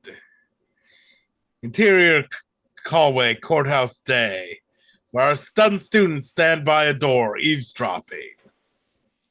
You had one job. Interior courthouse antechamber, continuous. Inside, Annalise yells at a teary Gina. It's the first time we're seeing Annalise's full fury. It's powerful and scary, and clearly what makes her good at her job. Bonnie and Frank look away. To let us know what bodies we needed to bury, texts, calls, anything we needed to destroy. You didn't, so guess what? You go to jail, and I'm the shoddy lawyer who put you there. I had a headache. Oh, it isn't what it looks Stop like. lying to me. Gina startles, shaking. Finally, Annalise breathes. Get out. I can't think with you here. Gina flees. Once they're alone, She's not wrong, Annalise. It's aspirin. We all buy it. Who was it, Frank? What slutty undergrad pulled down her pants and made you forget how to do your job this time? I grilled Gina the minute we got this case. She obviously chose not to tell me this because, well, it's obvious, ain't it? She's guilty. Enough with the excuses! And the way Annalise now looks at him, a mix of disgust and rage, makes this grown man cower. I'm sorry. I'll do better next time. Bonnie steps forward, taking control, the mediator. We have 1 hour. I say we put Gina on the stand. Have her testify that she had a migraine. The prosecution will destroy her in the cross. Our only option is to discredit the video. We could call the store owner into question. Yes, throw doubt into why it took him so long to turn over the footage. No. It's a good idea. And I have a better one. No thanks to either of you. Annalise leaves. Bonnie looks to Frank, about to say something comforting when suddenly he picks up a chair and throws it. As it crashes against the door, we cut to interior courtroom 1 hour later. Wes, Patrick, Laurel, Michaela, and all the students are straining to hear what's going on at the front of the courtroom, where Annalise and the prosecutor are sidebarring with Judge Powell. He's not a detective on this case, Your Honor. I don't see how his testimony could be at all relevant. Relevance will become clear during testimony, and his sudden addition to our witness list is a result of the prosecution conveniently springing this video on us at the last minute. I'll allow the testimony. I assume the witness is here and ready to testify.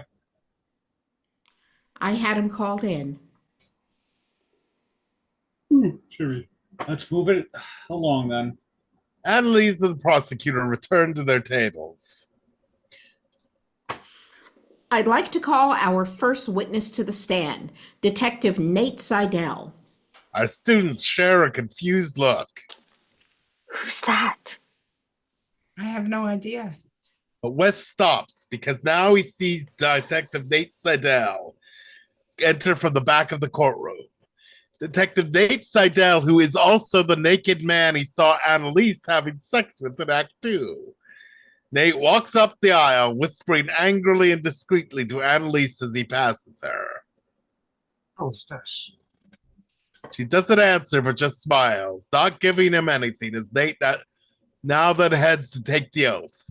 Off Wes and all of the audience wondering what in the hell Annalise is up to as we end of Act 4. Act 5. Exterior clearing in the woods. Night. Flash forward. Our 4 now reach the same spot where we first met them as they drag the rug to the middle of the clearing. Exhausted, chests heaving, they all collapse on the ground, except for Wes. Come on, get up. We have to do this. They don't move, so beaten down. I said get up! They finally stand as we stay on Wes, who now pulls a bottle of lighter fluid from the 7-Eleven bag. And as we realize they're going to burn the body, we hold on a tireless Wes and flash back to interior courtroom day 4 months earlier, where a now confused Wes watches Annalise question her lover. Nate vibrates with anger, visibly pissed to be here. Detective Seidel, a junior detective under your supervision, just testified that 2 nights ago he received a video my client appears in.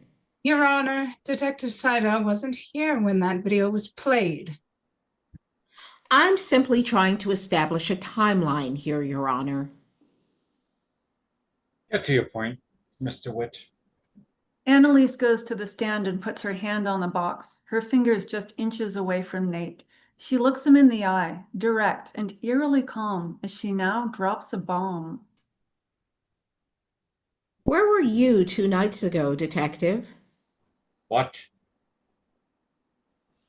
2 nights ago, when Detective Gill acquired this tape, weren't you supposed to be working at the precinct as Detective Gill's direct supervisor? Nate looks to our young Detective Gill sitting in the front row. I was. And were you there? And as Nate now sits there, stunned, we move to Wes, who is equally stunned, because of course he knows where all three of them were 2 nights ago, a scene we now quickly flash back to. Interior, Annalise's house office, night. Wes knocks on her office door. Professor DeWitt? And the slight pressure of his knock now makes the door slide open enough so Wes can now see a naked man, Nate, pop up from below the desk. Annalise jumps up, quickly pulling down her skirt. Oh my God. Get the hell out of here. Cut back to interior courtroom day. Close on Wes, his mind spinning as he watches Annalise in action. Nate hasn't answered yet, just glaring at his girlfriend. Please answer the question, Detective. No, I was not. Where were you then? Home, perhaps? Taking care of your wife? I understand she's recently been diagnosed with cancer. And now Nate gets just what Annalise is doing here, that she's threatening him, and that he better play along. He answers. No, I was at a friend's. Okay, let's be clear then. 2 nights ago, when you were scheduled to be at work, you were not present when Detective Gill received this footage. That's correct. I only ask because there's something I find strange about the chain of custody on this video. Detective Gill testified that he received the video from the store owner at 8 p.m., but the logs say he didn't log it into custody until 2:09 a.m. Don't you find that time gap odd? Oh, excuse me. No. Sometimes it takes us a while to log evidence into the computer. Because you're also busy visiting friends and such. Shit, Annalise is out for blood. Wes watches it all, his heart pounding as he waits to see what will happen next. I'm sure Detective Gill had a good reason why it took him that long. Perhaps. Or perhaps he needed the extra time to doctor the video and further incriminate my client. Your Honor! That was out of line, Mr. Witt. I withdraw my last statement. Detective, in your 12 years working for the city of Philadelphia, have you ever known an instance where video footage was altered to help the prosecution get a conviction? Objection! Digitally adding an aspirin label to a bottle of vitamins, for example. Your Honor! And now Annalise turns to the judge, quick and badass.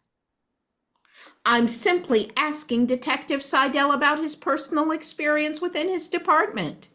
This is the last question I'll allow. Thank you, Your Honor. Are you personally aware of any instances of doctored surveillance footage within your department? And now the whole room waits for Nate to answer the question. But Nate just looks straight at Annalise, her looking right back at him. It's a standoff. Finally, Nate answers. Yes, I am. And as the whole courtroom erupts, Wes shocked, we smash cut to exterior courthouse day. A victorious Annalise stands with Gina before a group of reporters. I took this case pro bono, knowing an innocent woman had been scapegoated by a desperate, overworked DA's office. Gina is and always has been innocent, and we're just so happy the jury was able to see that. At the bottom of the steps, our students watch in absolute awe. I want to be her. Me too.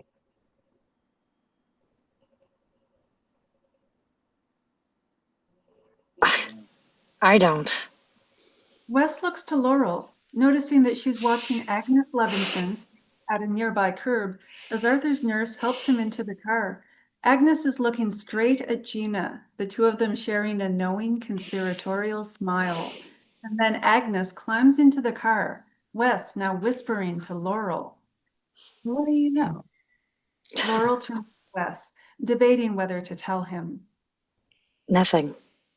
And as Laurel leaves, we go off Wes, watching Annalise with the press and wondering whether this case was all one big lie. Interior, lecture hall, day. Criminal law class, the whiteboard full of legal as Annalise finishes up. Frank and Bonnie are also there.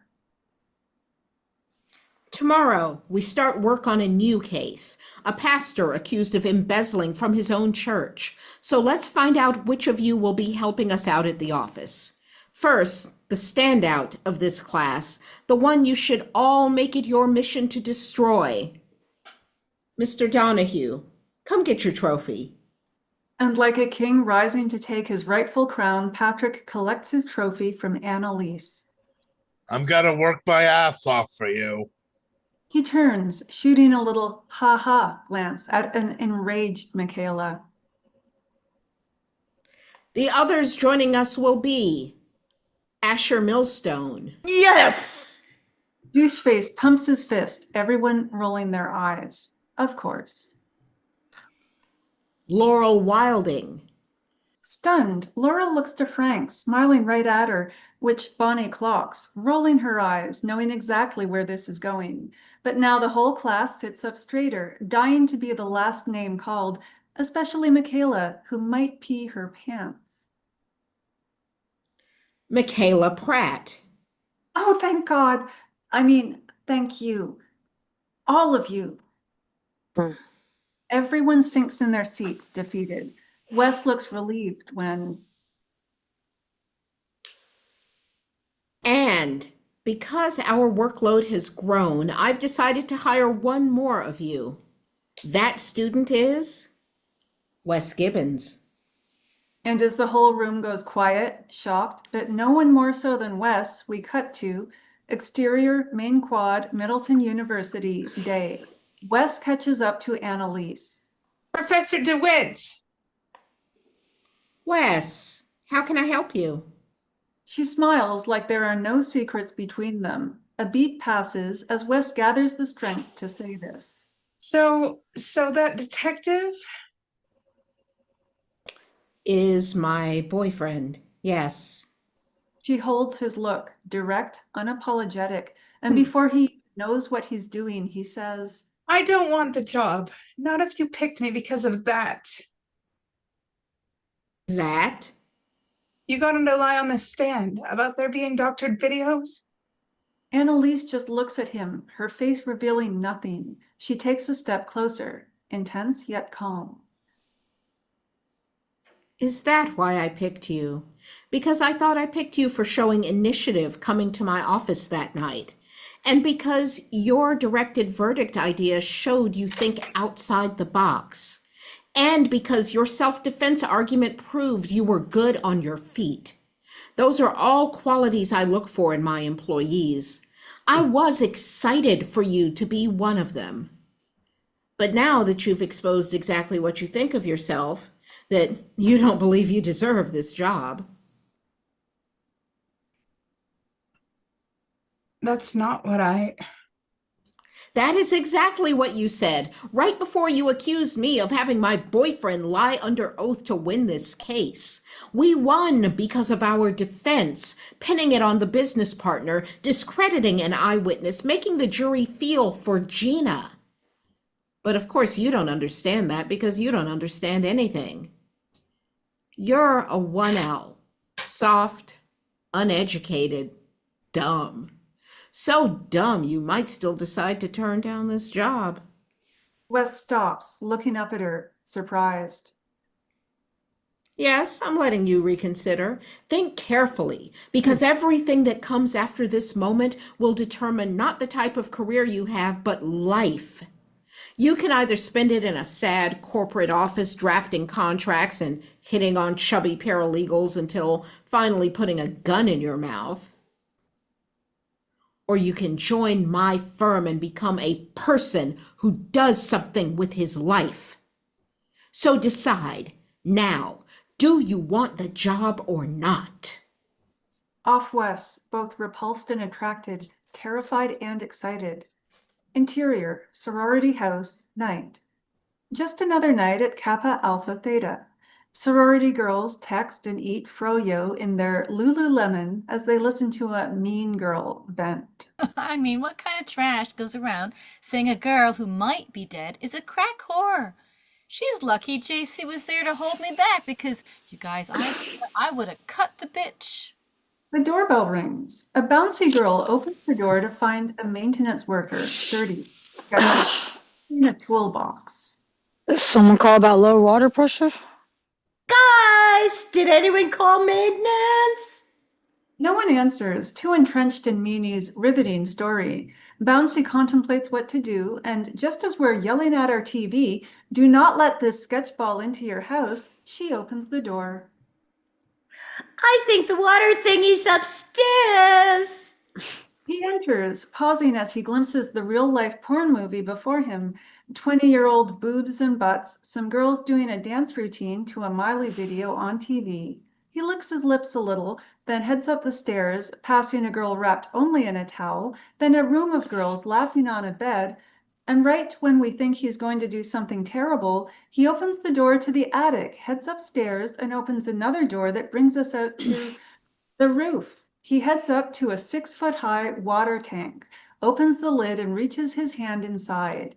He feels around, deeper now, struggling to get a hold of an object blocking the pipe. Finally, he yanks it free, looks at what he's holding. A hand, which is connected to an arm, which is connected to the bloated, drowned body of Leela Stangard. Off this grown man, screaming like a girl. Oh! Exterior, Annalise's house office, night.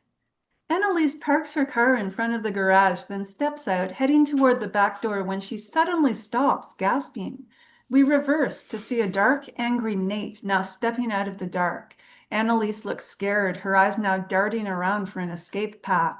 It's dark here, though, far off from the street, only a small light from the back door casting shadows over their faces. Tom's inside. Good. Maybe they'll catch us. You wouldn't mind that, though. You wouldn't mind that, though, right? You were all ready to out us today in that courtroom anyway. I would never have done that. No. You just wanted to threaten me with it. Nate, Just tell me this. It was a long con, right? You picking me up that night, screwing me all these months, all because you knew that eventually you need to use me for a case. don't be dramatic. Now Nate charges her, pinning her against the garage, his fingers digging into her shoulders, so full of rage and desperation. You made me lie under oath, sell out my department, the people I work with. Don't you get that? Or do you just not care? You just use people, right? Collect them and screw them and spit them out when you're done. That's what you get. That's what gets you off. It doesn't matter whose life is ruined in the process. Just as long as you win and go home to your big house and trust fund husband who never learned how to screw you just right. A long beat as Annalise takes in his fury. But if she's scared, she isn't showing it. Instead, she speaks calmly, coolly. I never lied about how I feel about you. He holds her look, debating whether to trust her. Finally, he takes a step back, getting control. A long moment passes. And let's be clear, you're the one who picked me up. And now she's smiling, sexy and flirty and in control, which is all Nate needs to push her up against the garage, kissing her hungrily, her kissing him back. And as they tear at each other's clothes, gasping and grinding and engaging in the kind of public, messy, animal sex we'd never dare have ourselves, we move to exterior sorority house night. A reporter stands outside the Kappa house. Police cars and spectators are in the background. Police are confirming that a woman's body was found inside the Kappa Alpha Theta house on Middleton's campus. Interior college bar night. Rebecca pours Jaeger shots at this loud, divey college bar.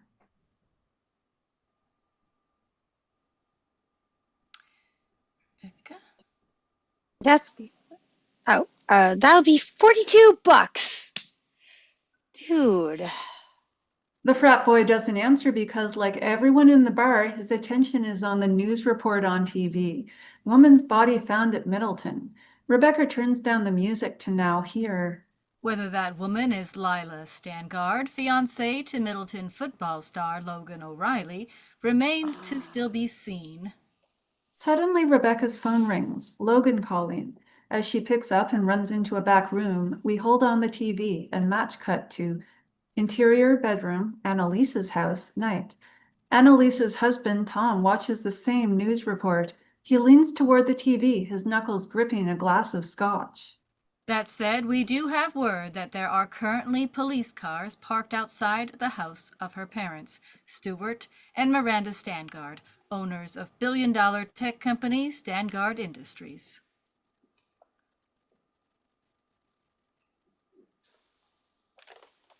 What's going on? Tom startles, turning to see Annalise, still flushed from Nate. My student, they found her drowned in some sort of water tank. His student? Now we get why he seems shaken. Or maybe for another reason we'll learn later. Whatever it is, Annalise notices. She goes to him, puts a comforting arm around him. I'm sorry. It's fine. Her poor parents. They sit there for a beat, sitting in the sadness of it, but then quiet and emotionless. I bet the boyfriend did it. And now Tom looks up, holding her look for a beat. Yeah, I guess we'll see. And as we leave them there, watching the news about Leela, us feeling the weight of their secrets, we move to Interior Law Library, night. Patrick, Laurel, and Michaela work at a table filled with books and files. Patrick admires his trophy, trying to annoy Michaela. It's heavy, heavier than I thought. Honestly, feel it. Suddenly, Michaela rips the trophy out of his hand and throws it on the floor. Thud. Everyone in the library looks over. Somebody's got a temper on her, huh? Hey, They look up. West. Sorry. sorry I'm late. I stopped to pick up something we can celebrate with. He pulls Rebecca's scotch and some plastic cups from his backpack. Patrick grabs the bottle, starts to pour. I love this kid. Shots all around. Annalise wants our findings by 8 a.m. She'll get them. Let's just take a moment to feel good about ourselves. To whatever hell this is we just signed up for. Cheers. Cheers. They all down the shots. Simpler times. When doucheface Asher shows up holding some books. Hey, what I miss? And as we leave them all there, looking at doucheface, us now wondering if it's him in that rug, we flash forward to exterior clearing in woods, night. Flash forward. Our four no longer strangers standing around the body, its face still hidden from us. Patrick, Michaela, and Laurel finish placing scraps of wood around the body as Wes pulls out a box of matches. Okay, last chance. Either we all agree or we stop right now. Just do it. Hurry, so the bonfire can cover the smoke. And they all look to Patrick, who is a wreck, but finally nods. It's the only way to destroy the DNA. Finally, Wes lights the match, and it's only now that the light exposes the face of the murder victim. It's Tom, Annalise's husband. And as Wes drops the match, Tom's body bursting into flames, the four of them watching their lives change forever, knowing there's no going back, we fade out. Well, damn. See that I did twist? not see that coming. That was a twist. What a twist! What a twist! I guess I gotta start watching this show now. Yeah. Nice reading, you all. Nice. Yeah. Yeah. So no. That was fun. That's fun. It seems like multiple people were having affairs. Yeah. Oh, yeah. No one's innocent in this. Whew. Although at one point I did say in my my dyslexic way of reading, I said Princeton instead of Milton at one point, and then I quickly said Milton. So I think I was supposed to. I think this place is supposed to be Princeton. Although I'm not sure Princeton is a law school. So. Yeah. We usually take a quick little break, and then for those who can stay, we like to have a little discussion about the script since I have to go. group. I know not all of you can stay. Some of you are on the Yeah, I do too. Hi. It's unfortunately kind of late for me, but this was Before fun we and I break- hope to be back. Oh, Please come back. That's You are true. lovely. and I want to announce the next show before everyone departs. Okay. It's in 2 weeks, and it is Doctor Who, The Oh. Time of Angels. Oh, nice. Oh, I'm definitely going to be there for that. Annalise kind of had a feel to you. Definitely. And at least you had kind of a feel between Matlock and between 88 Barba from SVU. It was very nice. It was great. Yeah, Terry, right? Your name's Terry. Did she leave? Oh, no. And I literally watched both those shows obsessively, so I can tell you that just exact. I Yeah, have I watched a picked it up. lot of legal procedurals and I've been told I give good DA, so I just went there. Although it is funny because I'm always typecast as a cop somewhere down the line, and I'm like, again, I'm not typecast, but I'm again playing two cops. Well, that was a little random there. I sound like a New York City police officer a little bit from Blue Bloods. That I'll take that. Thank you. Catherine knows this. I posted it in the event, but I played her in a comedy parody version of the show Oh, a very wow. long time ago. And when I saw that this was happening, I was like, oh, I have to read Annalise. Let me post my video because I haven't worked with all of these people. So let me show you I can do Annalise. Nice. Yes, it used to be to get into this group, you had to post at least a voice over of something. Oh, Yeah, really? at the beginning, yeah, you had to kind of audition. When did that happen? I didn't have to do that in 2021. I just sort of showed up. Ah, lucky you. Must have been before COVID. 2021 was during the lockdown. Well, no, I'm saying Oh, that yeah, the yeah. auditions, I'm guessing. No, it got founded in 2021. I was there since Oh. I've been here since the second read. Oh, I have no idea then. I don't know. why Yeah, yeah, for the first couple of years, yeah. I do have to go. Good night, It was everybody. lovely to meet Night. you. Hi, Terry. It was great to meet you. And good night, everyone. It was wonderful, like meeting all the new people. I can't wait to see you guys in 2 weeks. Yes. Good night. Bye. Oh, good night as well, because I also got work tomorrow, so that's why I'm a little yawning as well. But I work as an usher, so I'm not exactly as tired. So. Awesome. Thank you, Brian. Take care, and I can't wait to do another read. So, All right, thanks. Hope to see you again. thank you. Hmm. Right. Like, yeah. There was So- something I was curious about, like involving the third year students. I get because that's like their practicum and stuff, but the first years, wouldn't that be a bit of ex parte? Yep, it's very Yep. unusual to involve first-year students in a case like this. And Absolutely. then having them run around like they're people from like the precinct. That's definitely like ex parte. Yeah. Yeah, not the norm, that's for sure. Yeah. And then Seems like a lot about this particular law class is not the norm.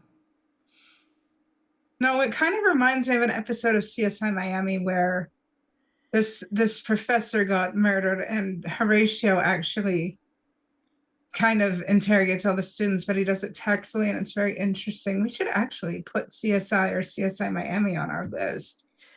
Well, we'll see if we can find any of those scripts. Never seen any of the CSI scripts. Yeah. That would We be might good. have I fun. love them. We might have fun with that. Yes, this was so much fun. Anything similar would be great. Yeah, I'd be happy to look up those scripts if I can find them. I'll let you know. Sure. You have some homework. Well, I was just looking up through Wikipedia, and of course, our lawyer, Annalise, is played by Viola Davis, and she won a Primetime Emmy Award for Outstanding Lead Actress in a Drama Series, and actually the first Black woman to do so. Also won 2 Screen Actors Guild Award for outstanding performance by a female actor in a drama series, and the Image Award for Outstanding Actress in a Drama Series, and quite a few other nominations as well. So this was a very nice show to get on the air, and kind of a awesome performance. Oh, Yes. what do you know? Look what I found. Oh my goodness. Did you find a script? I did.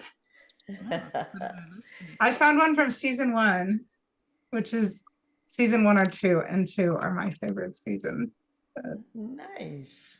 Yeah. This show, How to Get Away with Murder, actually lasted 6 seasons up until I think May 14th, 2020. So they stopped filming stopped releasing the films after COVID started, it looks like. Yeah. COVID definitely affected a lot of things.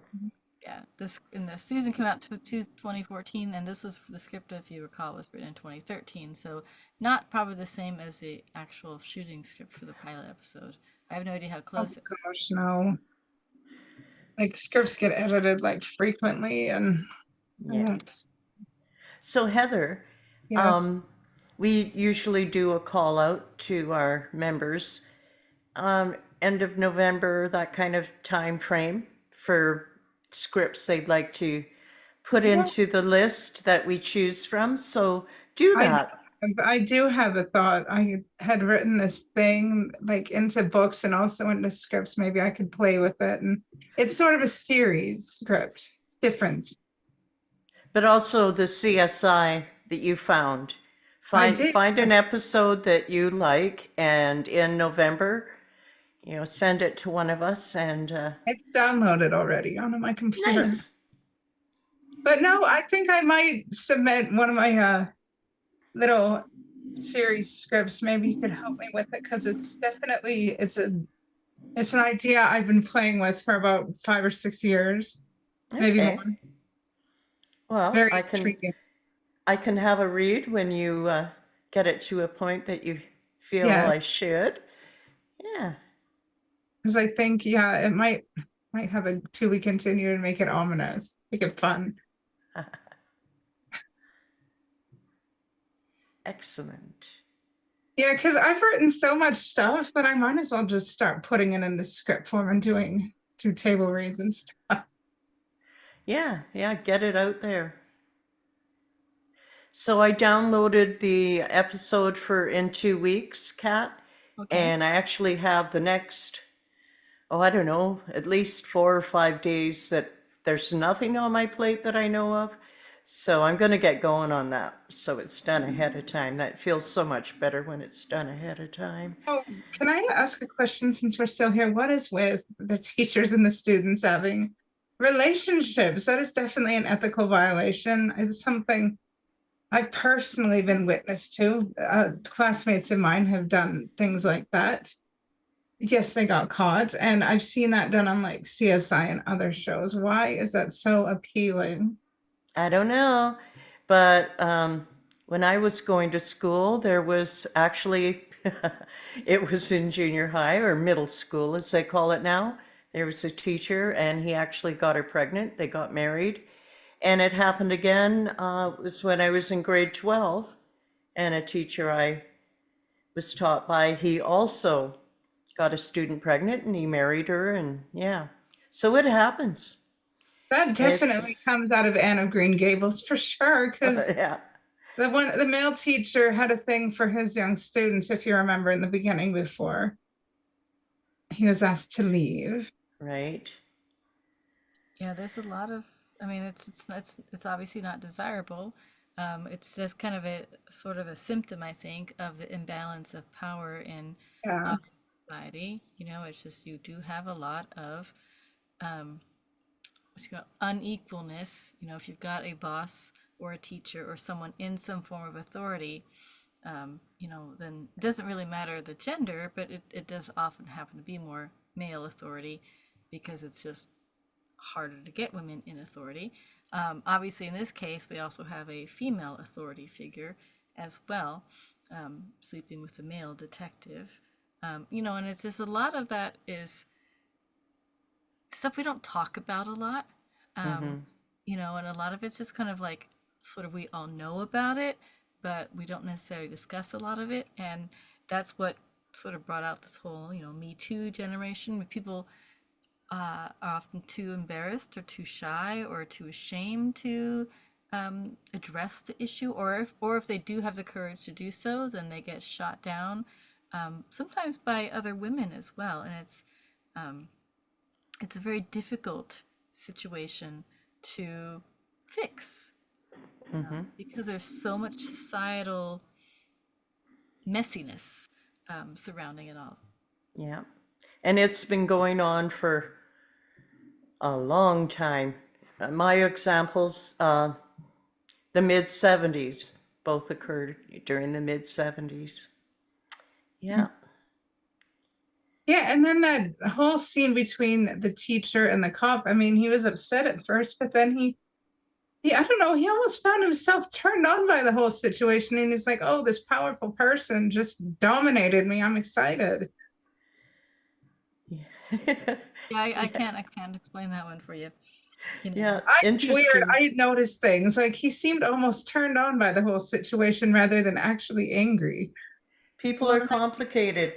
yeah. The whole balance of power has just been shifted, and for some people, that's a turn on. And the feeling that he got, he felt something that made him go, ooh. Like, so intense feelings, it's not always romance that makes you react and possibly do something you wouldn't normally do. Maybe just the desire to be dominated. I learned about that while Maybe. watching CSI. Just somebody who's usually in a dominant position sometimes likes to be dominated, and it's an interesting concept that they explored in CSI.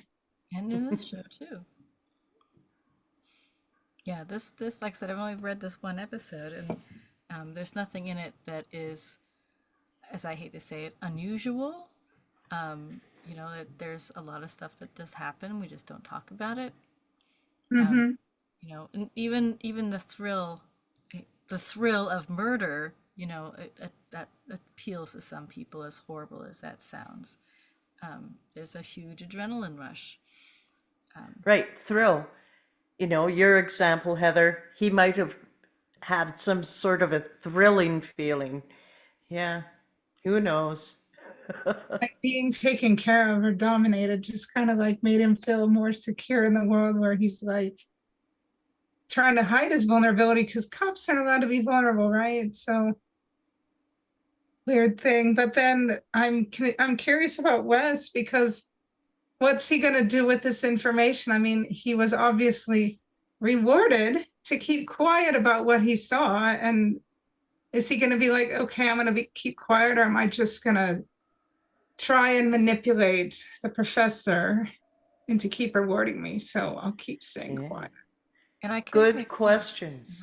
The crux of the whole show. I mean, this show is about law and justice. And how can you have law and justice when the people providing and advocating for such law and justice are so unlawful and unjust to each other? Yeah. You know? Murky. And murky souls. Very murky. It is very murky. Like corrupt cops. I mean, it literally talks about how even lawmakers and law enforcers are willing to step on each other if it will keep them safe. Very interesting. So yeah, we'll have to see what, you know, how it ends up. And those of you out there who already know the answers, it's Yes. feel free to chime in. Yes. Everybody just seems very tired tonight. I'm worried about all of you. Oh well, we Yes, got it's going been a on in our long week. lives A too. very long week. Well, my prayers are with both of you. Just know that. Yes, and I've gotten very little sleep. And yeah, I'm tired. Yeah. So should we call it then so you can rest? Or do you have more notes? I have The to only go thing I water had- some plants. The only other comment I had was on the script of how it does a lot of forward and back, a lot of time shifts, which I thought was a brilliant way to convey all the plot twists that happen, because you don't know, obviously there's a big murder in the beginning, you don't know who the victim is, and you're following our law students as they're trying to resolve this thing, as you watch them at the same time cut back and forth with becoming the students that they are 4 months later. So I thought, Yeah, that's kind of what they did with Lost, isn't it? They provided context as flashbacks in each of the episodes, or sideways, or flash forwards, and they kind of did it a little in ER too. Yeah. yeah, and the author of this one is also, I think, one of the authors in Grey's Anatomy. So I don't know how Yeah. they did that show, but there's, that's a good technique to, if you got a lot of plot twists, to unveil or reveal, which is, I was trying to combine those two words together just now. But yeah, you can kind of, little hint there, back up, little hint there, back up, and you just kind of build up, and like a little staircase going up and up and up and up and up. Yeah. Mhm. So that was only the comment I had on this particular script. So.